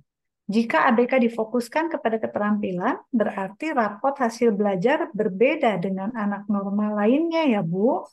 Nah, oke, jadi kelas reguler, sebentar. Jadi ini sekolah inklusi atau bukan nih, Ibu Damenia? Sekolah reguler, tapi kok bisa masuk anak ABK? Halo Bu Damenia, masih di sini tidak? Ya, Bu ya. Iya, iya, iya. Bu Damenia dari mana Ibu? Saya dari Riau, Bu. Dari? Provinsi Riau. Oh, dari Provinsi Riau. Oke, ini Bu Guru juga nih. Ibu sekolahnya sekolah inklusi bukan? Bukan, Bu. Tetapi Sekolah inklusi ya? Bukan, Bu. Bukan sekolah inklusif. Hanya kami kecolongan juga ya, seperti Ibu Murni tadi. Kita terima dengan gitu. Jadi kita bukan sekolah inklusif. Oke, tapi kebetulan ada yang masuk anak ABK ini. Oke, usianya SD ya Bu ya? Iya, baik-baik. Kalau boleh tahu ABK-nya apa Bu? Kemarin kami udah tawarkan kepada orang tua ya untuk diperiksa. Jadi yang orang tua lakukan itu dibawa ke dokter anak, bukan ke psikolog ya Bu ya. Jadi saraf-saraf anaknya gitu ya. Tapi kalau kami menduga sementara ya dari instrumen yang kami miliki, anaknya ini lebih kepada slow learner ya Bu ya, tapi agak parah sih. Karena dia waktu kelas 1 kita sudah tinggal kelaskan ya. Sekarang harusnya anak itu tapi kami tinggal kelaskan di kelas 1, lalu tahun berikutnya kami pertimbangkan lah ya karena usianya semakin bertambah, kami naik kelaskan di kelas 2. Jadi sekarang posisi anak itu di kelas 2 gitu. Di kelas 2. Yang menjadi kendala kami sebab anak ini benar-benar nggak bisa ikuti pembelajaran yang ada gitu. Nah, guru juga agak kewalahan. Oke. Anak ini gitu Bu. Oke, baik. Tapi di awal masuk ada proses seleksi juga sebetulnya Bu ya? Oh tidak Bu. Tidak. Iya. Jadi tanpa proses seleksi, jadi siapapun bisa masuk dan dinyatakan lolos gitu ya Bu? Iya, benar. Oke. Baik, ini gimana nih Mbak Tio, anak ABK sudah kepalang masuk ke sekolah reguler, ternyata Bu Guru baru menemukan ada masalah. Tapi sebetulnya Ibu sebelum ke saran dari Mbak Tio tadi memang perlu dilakukan asesmen untuk psikolog ya Mbak Tio ya, supaya lebih tahu ABK-nya apa. Gimana nih Mbak Tio nih? Apakah memang rapot hasil belajarnya akan berbeda dengan anak normal dan apakah harus naik kelas terus? Ini sepertinya regulasinya sudah lebih besar begitu ya Bu Eva ya, karena hubungannya adalah dengan unit sekolah gitu. Betul. Kan kalau unit sekolah juga pastinya Halo Mbak Tio. Halo Mbak. Ya, ayah, Ah, maaf. free sebentar, free sejenak. Oke, terus. Mhm. Iya, jadi kembali lagi. Jadi karena ini regulasi adalah tentang kenaikan sekolah, buat saya nih cukup lingkupnya sudah besar gitu ya, karena kita harus ikut aturan sekolah, aturan dinas juga, begitu ya. Karena memang yang saya ketahui informasinya saat ini, memang secara aturan dinas itu ibaratnya tidak ada istilah tidak naik kelas gitu ya. Jadi semua anak harus naik kelas. Cuma ya akhirnya itu kan kembali ke kebijakan masing-masing sekolah mungkin ya Bu Eva gitu. Jadi Betul. tadi guru mungkin boleh eh, mengajukan gitu ya. Saya suka bilangnya apakah harus atau enggaknya. Wah, ini udah keputusannya bukan dari ranah kita dari psikologi lagi karena aspeknya sudah Hmm. banyak gitu. Memang Hmm. eh, idealnya kan jadinya memang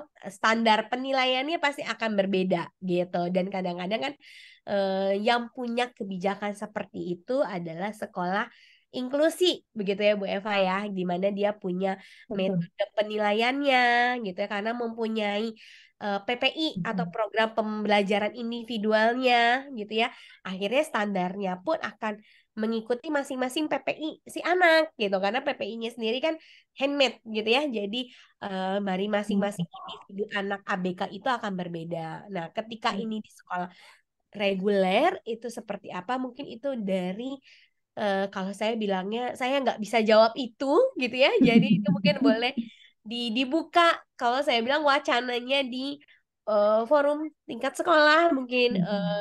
tadi Bu Deminia ya gitu. Jadi eh, betul, mungkin kalau untuk akademik dia tidak menonjol. Tadi kembali lagi, mungkin kita di luar akademik yang bisa untuk coba fasilitasi begitu. Hmm. Dari contohnya kegiatan yang ada di sekolah atau aktivitas di luar sekolah, misalnya mewakili ikut lomba apa, ikut kegiatan apa. Kadang-kadang kan banyak juga nih aktivitas-aktivitas di luar sekolah yang mungkin bisa melibatkan anak ini gitu. Dan Mhm. ketika kita sudah dapat informasi lebih lengkap, kalau tadi Bu Murni, Bu Daminia bilang Bu- sudah punya alat screening, begitu ya, alat ya. screening kira-kira sudah menduga ke arah mana, sebenarnya mungkin boleh diminta Bu, kita butuh hasilnya misalnya pemeriksaan psikologi untuk tahu kemampuan eh, akademiknya gitu ya, kemampuan kita bilang profil kemampuan belajarnya supaya tadi bisa disesuaikan nih akhirnya dengan tuntutan yang ada sekolah seperti apa begitu. Jadi salah satunya adalah ya mungkin dari dokter anak kan untuk menegaskan dulu nih, oh tidak ada masalah syaraf atau masalah neurologis yang lain karena misalnya ada riwayat kejangka atau apa. Nah, mungkin kalau di wilayah terdekat di dekat sekolah pernah kerja sama dengan psikolog, mungkin itu juga bisa jadi kita bilang direkomendasikan kepada orang tua. Terkadang orang tua juga kayak, oh ketemunya sama psikolog. Terkadang perlu diinformasikan dulu atau diedukasi terlebih dahulu mungkin ya Bu Eva gitu. Mhm. Jadinya Mhm. supaya orang tua paham, oh maksud tujuannya ketemu psikolog apa? Ya tadi kadang-kadang stigma psikolog juga di dunia parenting tuh juga belum tentu semuanya untuk untuk apa ya untuk tahu kemampuan anaknya tapi ngerasa anak saya kan nggak punya masalah psikologis gitu jadi sudah sudah antisipasi duluan Mhm. mungkin gitu Mhm. jadi seperti itu Iya, Ibu iya. Deminia gitu Ibu karena Daminia anak tadi ya, masih kelas eh, kelas kelas 4. 2 sekarang ya ya walaupun kelas satunya kemarin sempat diulang Oh begitu ya, betul, betul. Tapi mungkin sedikit menambahkan Bu Daminia ini sepertinya pihak yang udah kadung ada di sekolah gitu. Seperti yang bisa dilakukan pertama pastikan dulu ada surat rekomendasi dari tenaga profesional, terutama saya menyarankan lebih ke psikolog karena ini terkait tadi dari Bu Deminianya akademik juga bermasalah gitu ya karena dokter anak agak bingung tuh kalau ada masalah dengan akademik. Ya, minta surat rekomendasi dari psikolog, nanti akan dilakukan assessment terhadap anaknya. Baru kalau sudah keluar surat rekomendasi yang menyatakan bahwa anak ini memang tergolong ABK atau bukan ABK dengan diagnosanya apa. Itu kan kuat Bu, suratnya. Gitu. Nanti surat itu yang akan memperkuat pihak sekolah, kan kelasnya untuk anak ABK itu tidak boleh tidak naik kelas sebetulnya. Saya juga banyak Bu anak-anak yang udah kadung masuk gitu. Orang guru bingung naik kelas atau tidak. Sebetulnya dilihat diagnosanya dulu dari psikolog apakah betul-betul memang ABK atau jangan-jangan anaknya aja yang malas, itu juga kan bisa ya Bu ya. Pastikan dulu disarankan ke pihak orang tuanya untuk melakukan assessment dengan tenaga profesional psikolog ya Bu ya, menambahkan dari Mbak Tio tadi. Begitu Bu dan Menia? Iya Bu, terima kasih banyak Bu untuk jawabannya. Iya, baik. Dari Ibu Sri Wilujeng ya, Sri Wilujeng. Katanya terkait dengan deteksi terhadap bakat, bagaimana jika kedua orang tua bekerja dan anak di rumah dijaga oleh pengasuh? Maksudnya gimana ya? Mati gitu ya? Sepertinya begitu ya, Mbak Tio ya. Artinya karena tidak bisa 24 jam dengan anak gitu ya. Betul, betul. Betul nggak maksud pertanyaan? Ya, Oke. seperti saya nangkepnya seperti itu sih, gitu. Jadi karena bekerja ya tadi dituliskannya, gitu, Betul. dijelaskannya. Jadi memang untuk penelusuran bakat dan minat ini, ketika memang orang tua merasa waktunya tidak banyak bersama anak, sebenarnya saya suka bilang ya tidak harus juga jadi 24 jam saat dengan anak sih, gitu. Ketika kita libur, gitu ya, ketika kita sedang senggang, kita coba luangkan waktu untuk beraktivitas bersama. Nah, dari situ bisa kita lakukan observasi, sebenarnya bisa kita menilai apa ya kira-kira yang menjadi kesukaan anak kita, apa ya yang menjadi kelebihannya dia yang lebih cepat apa ya mengerjakan apa gitu. Ataupun ketika ada pengasuhnya, kalau Bapak Ibu berkenan ya bisa menitipkan, hari ini coba kerjain ini dong Bi, nanti foto ya hasilnya ke saya misalnya gitu, atau nanti simpen ya hasilnya gitu, nanti saya mau lihat misalkan. Jadi bisa menitipkan kepada pengasuhnya ketika ibu bapak merasa bahwa pengasuhnya bisa diajak kerja sama seperti itu. Karena kan ada beberapa pengasuh juga yang memang tipikalnya lebih ke merawat saja gitu ya, mengasuhnya lebih tipe merawat gitu. Tapi ya disesuaikan saja sebenarnya gitu. Dan kalau misalkan ini anaknya belum usia sekolah dan memang masih banyak di rumah, jadi mungkin pas kita libur kita bisa coba lakukan pendekatannya gitu. Jadi saya bilangnya memang ini nggak harus kayak kita yang CCTV gitu ya ngelihat sehariannya kayak apa. Kadang-kadang ya pada saat kita ketemu ya lagi bisa meluangkan waktu benar-benar kayak quality time-nya bersama begitu ya. Jadi kita juga bisa lakukan seperti itu sih Bu Eva caranya. Kalau misalnya usia anaknya sudah sekolah, Betul. ini boleh melibatkan dengan pihak sekolahnya, gurunya, gitu ya. Dilihat Bu, kalau misalnya kita ngajak ngobrol nih ke gurunya, nggak harus nunggu bagi rapot dulu mungkin ya, gitu. Tapi memang kita ada momennya pas lagi bisa antar jemput anak ke sekolah, ketemu sama gurunya, gimana di kelasnya, gitu. Dia lagi tertariknya apa di kelas, tugas apa yang kayaknya cepat. Jadi Bapak Ibu juga bisa dapat informasinya dari sana gitu. Jadi tidak harus informasi itu tidak harus dari mata kita sendiri. Kalau bahasa saya tuh gitu. Tapi kita bisa dapat dari beragam macam sumber. Tapi memang jatuhnya lebih ekstra aja karena kita jadi kayak menyelidiki kan gitu, mencari tahu, menyelidiki gitu. Mungkin itu dan memang harus mau meluangkan waktunya sih Bu Eva begitu ya. Karena ya tadi saya bilangnya ini Betul, bukan yang betul. instan gitu ya. Jadi ya sambil berjalan gitu kita coba gitu. Mungkin itu Bu Ya, Eva mudah-mudahan untuk bisa dicoba nih ya.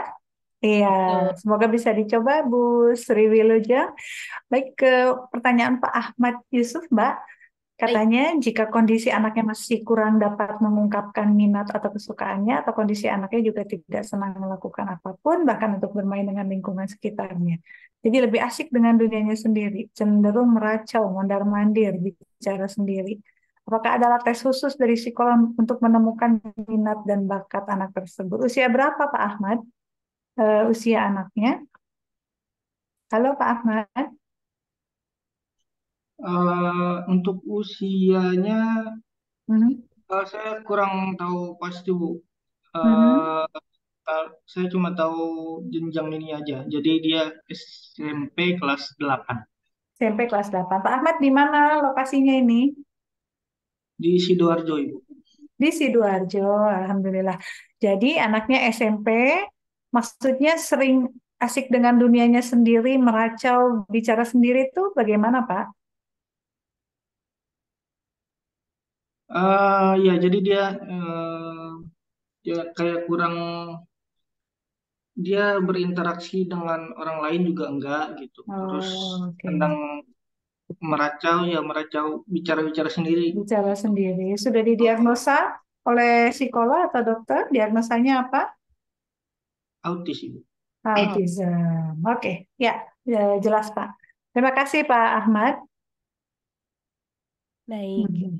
jadi kalau untuk anak dengan diagnosa autism dan masih memunculkan perilaku yang tadi mondar-mandir, meracau, bicara sendiri, kan ini berarti ada kita bilangnya ke perilaku begitu ya Bu Eva ya gitu ya, yang masih Mhm. punya stereotipnya gitu ya, yang masih Betul. cukup dominan gitu.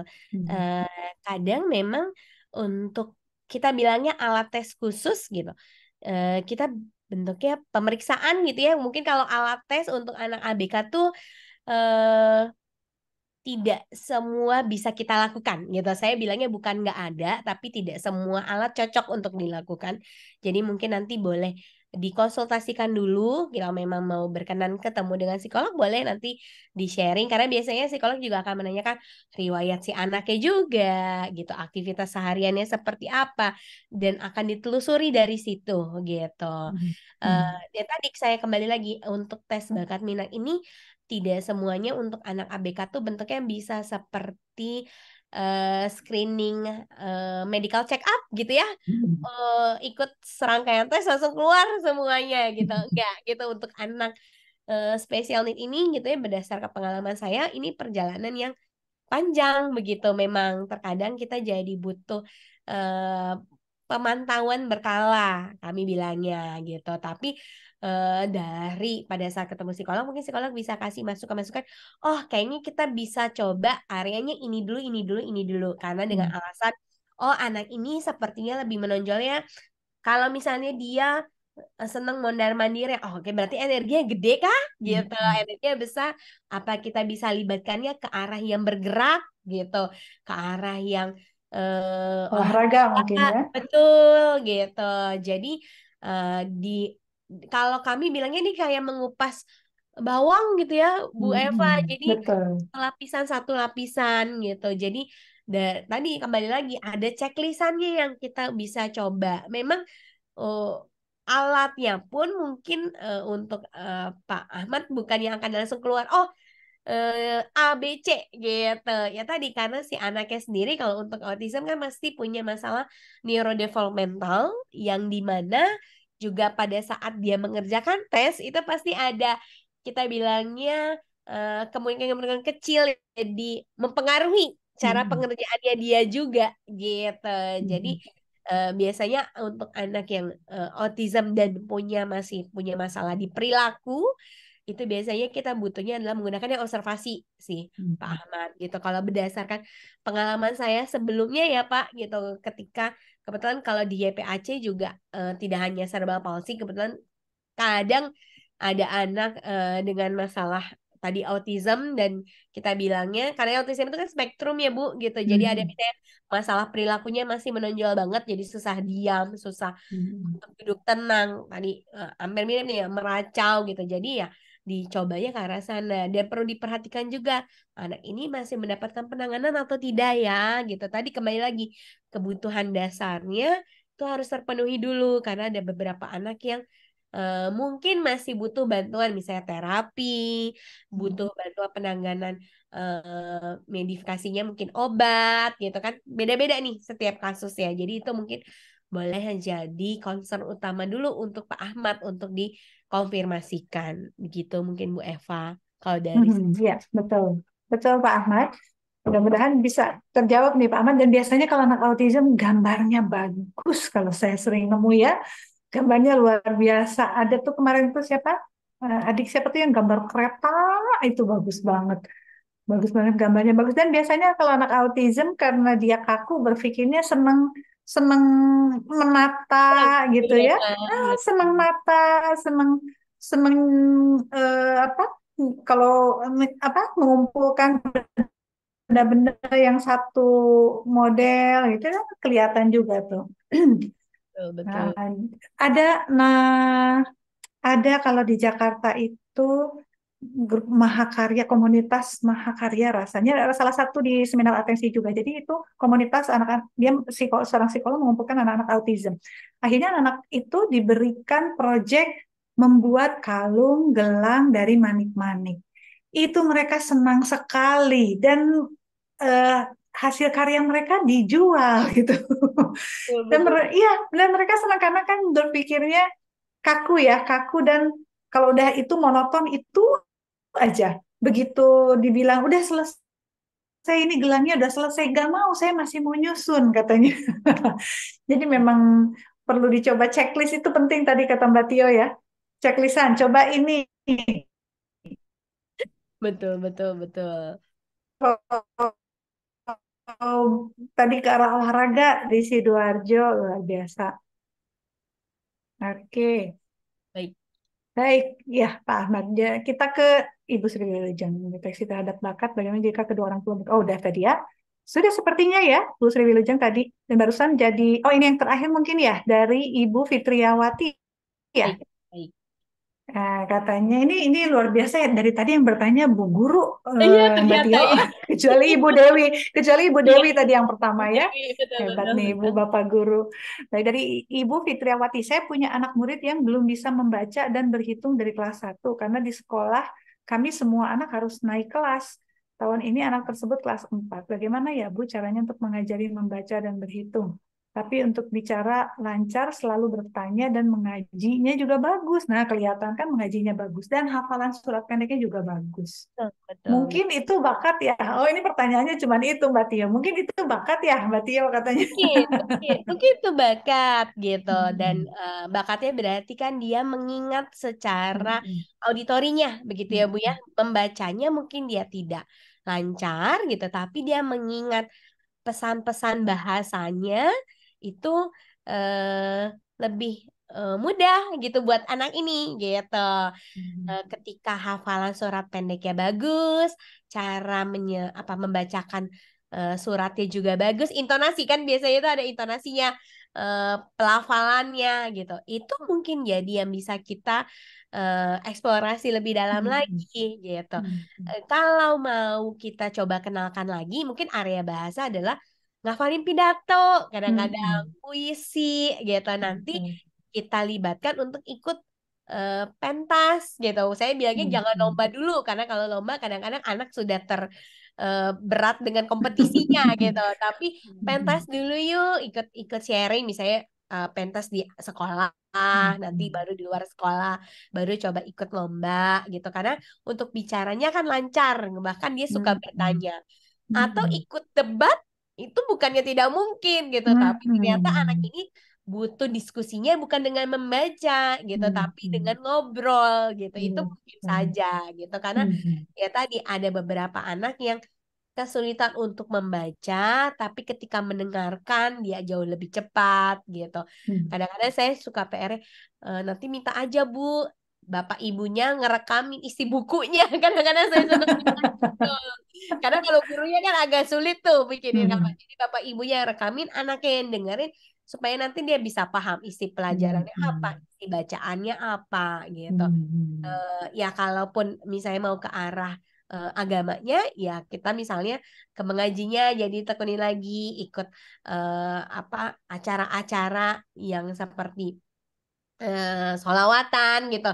Hal-hal yang seperti itu sih mungkin bisa diberikan kesempatan ya. Tadi saya bilang pengalamannya jadinya bisa kita coba tambah gitu. Kalau ini kan berarti Ibu Fitriawati.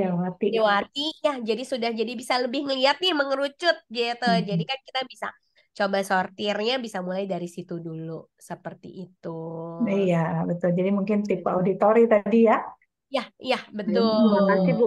Bu, Punten mau tanya satu kali lagi Siapa boleh ini? nggak? Siapa ini? Fitriawati, Bu Oh, Fitriawati. Ini aku Bu Fitriawati. iya oh, baik. iya, boleh, Bu. Ya, Saya lagi nyari satu orangnya mana. lagi. Ya, satu lagi. Ibu dari mana dulu? Coba sebutkan, pengen tahu saya. Ibu dari mana? Kabupaten Tangerang, Bu. Dari Oh, Tangerang. Tangerang. Baik, Iya. gimana, Bu?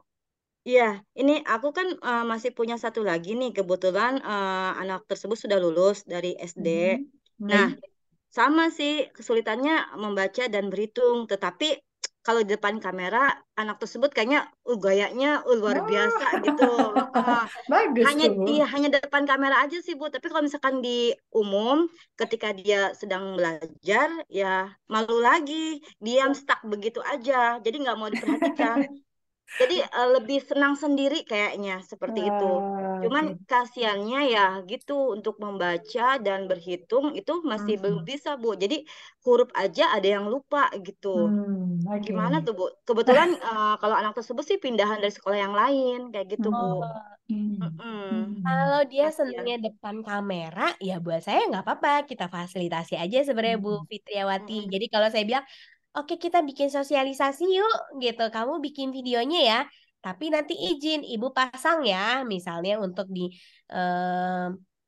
media sekolah. Misalnya di sekolah punya momen-momen menayangkan video tertentu gitu. Atau kalau tidak video, dia bikin foto-foto, kumpulan foto. Nanti kita sekarang kan belum tentu semua sekolah masih punya mading ya gitu biasanya mading Iya, gitu. iya, iya. Jadi ya mungkin dia kalau di depan umum masih belum berani Bu Fitriawati, dan itu nggak apa-apa gitu. Tapi dia mungkin sudah punya bayangan kalau kita bilang apa ya yang mau ditonjolkan. Kalau kita bilang kayak konten kreator gitu ya Bu ya, kalau pekerjaannya gitu ya. Tapi nanti dia yang susun, atau kamu yang bikin deh kalau kita bikin visualnya tuh apa yang harus ditunjukinnya gitu. Atau dia yang mendirect temen-temennya gitu. Itu juga bisa. Jadi di belakang layar kalau saya bilang dia yang bikin transkripnya gitu. Jadi ya itu segala sesuatunya kan tidak harus dia yang tampil, tapi dia bisa berkontribusi di arah sana. Kadang-kadang sekarang memang untuk beberapa anak ada yang lebih cepat kalau mikirinnya medsos gitu ya. Kalau Iya, gadget ya. saya mungkin ya Bu Eva udah apa bingung gitu. Mereka belajar otodidak ya. Belajar otodidak betul, dan idenya kadang-kadang lebih cepat gitu ya, lebih kreatif kadang-kadang saya bilangnya. Itu bisa sih Bu Fitriawati gitu ya untuk dicoba. Artinya tidak harus dia yang jadi tampil, tapi dia yang jadi belakang layarnya gitu. Tapi dia berkontribusi. Ya gimana mungkin Bu? dia yang punya ide, nanti ditampilkan ke orang lain. Jadi orang lain yang maju gitu betul. ya. Betul. Tapi mungkin kadang-kadang beberapa anak yang juga masih kesulitan mengarahkan teman-temannya. Itu juga ada. Jadi kita yang bantu dulu. Jadi dia transfer idenya ke kita yang ngarahin ke anak-anak yang lain gitu. Itu juga mungkin. Tapi kalau anaknya ternyata ibu anggap sudah punya kemampuan mengorganisasikan gitu ya. Kalau kita bilang kayak kepemimpinannya sudah ada, boleh dikasih tanggung jawab itu. Ya atau enggak, lingkupnya nggak harus gede dulu Bu. Lingkup kelompok kecil. Mungkin dari keluarga dulu kali ya.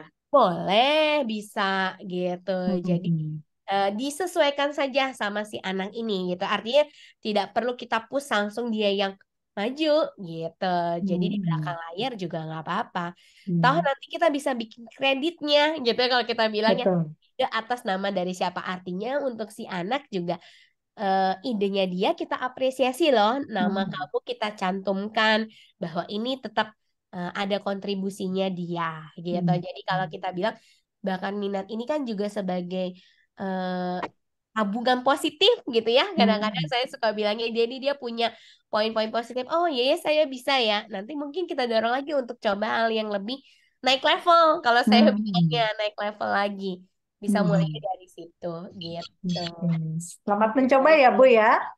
Ya, terima kasih Oke. Bu Tio, Bu Eva. Iya, baik. Sama Bu Ini Vina. sepertinya yang terakhir dari Ibu Sutanti, Batio, satu lagi. Katanya beliau guru SMK, ada siswa yang sebenarnya berkebutuhan khusus, namun tidak ada asesmen awal, dan kami guru-guru mengajar mendeteksi sendiri di saat mengajar. Mau bertanya, asesmen itu dilakukan pihak wali siswa atau sekolah, dan bagaimana prosedurnya? Kami sekolah swasta. Oh, asesmen untuk anak ABK. Gimana nih? Oh iya, gimana Bu? Halo Ibu? Tuh ada yang punten. Oh, bocor. Ya, gimana Mbak Tio? Ya, untuk Ibu Sutanti gitu ya. Iya. Untuk asesmen sendiri sebenarnya mungkin dikembalikan lagi kebutuhannya seperti apa gitu.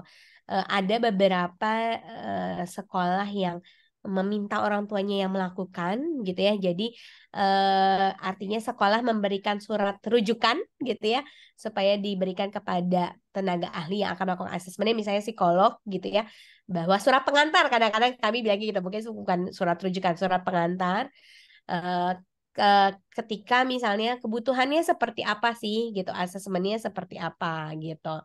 Eh, Kalau misalnya prosedur yang dimaksud adalah dilakukan pihak sekolah atau tidak atau wali siswa mungkin itu kesepakatannya bisa berbeda-beda ya Bu Eva karena tergantung sekolahnya gitu karena ada beberapa sekolah Betul. yang melakukan sendiri tapi itu memang dilakukannya ke semua gitu artinya ke Mm-mm. semua murid gitu ya Mm-mm. artinya baik itu anak yang reguler ataupun yang diduga masuk ke special need atau Mm-mm. memang anak-anak yang memang sudah mendaftarkan eh, karena di sini dibilangnya SMK mungkin tidak bermaksud untuk membuka untuk ke anak ABK mungkin ya Iya, iya, gitu. sepertinya. Ya, jadi dugaan saya sih boleh dikembalikan lagi ke kesepakatan bersama sih. Mungkin Mm-mm. kalau bahasa saya dirundingkan dalam sekolah seperti apa, tapi juga Iya. pengalaman saya juga banyak kok sepihak sekolah yang memberikan pengantarnya kepada Mm-mm. orang tua untuk dilakukan asesmennya gitu. Mm-mm. Karena dengan alasan apa? Karena ini kan sudah masuk tahun ajaran baru begitu ya. Jadi kan datanya Betul. sudah punya gitu dari pihak Mm-mm. sekolah bagaimana akhirnya sekolah menduga anak ini Mm-mm. ada kebutuhan khusus ya gitu. Mm-mm. Biasanya Betul. seperti itu sih Bu Eva kalau Iya, yang tahu mungkin iya. dari Biasanya betul, lain. betul, betul. Jadi biasanya keluhan awal itu kan pasti dari guru yang intensif bertemu dengan siswanya di kelas. Jadi kan beliau mungkin yang paling intensif melihat, kemudian berinteraksi. Artinya keluhan awal biasanya dari guru siapapun itu, apa mau wali kelas atau mau guru bidang studi. Nah, biasanya kalau sudah terindikasi ada keluhan dari guru, itu biasanya kan entah itu diajukan ke guru BK dulu, nanti dari guru BK akan diajukan ke pihak sekolah untuk mengeluarkan surat, tadi kata Mbak Tia itu surat Pengantar. eh, pengantar, surat pengantar untuk dilakukan asesmen oleh tenaga profesional, biasanya psikolog. Nah, jadi biasanya sih yang saya tahu seperti itu prosesnya gitu. Kalau pihak sekolah bertanya proses asesmen di sekolah seperti apa kan tadi bisa observasi, bisa melihat gejala perilaku anak keseharian, apakah ada apa masalah di akademik, apakah ada masalah di interaksi sosial, itu semua hal yang dilihat oleh guru selama anak di kelas dan di sekolah boleh dicatat semua, Bu. Dan itu bisa dijadikan data keluhan nantinya. Gitu. Sebetulnya kalau alat-alat deteksi untuk masyarakat umum ada untuk beberapa gangguan tertentu, misalnya ADHD, ada alat yang disebut SPAHI, SPPAHI, nanti boleh cek sendiri. itu ada checklistan yang bisa diperuntukkan untuk guru.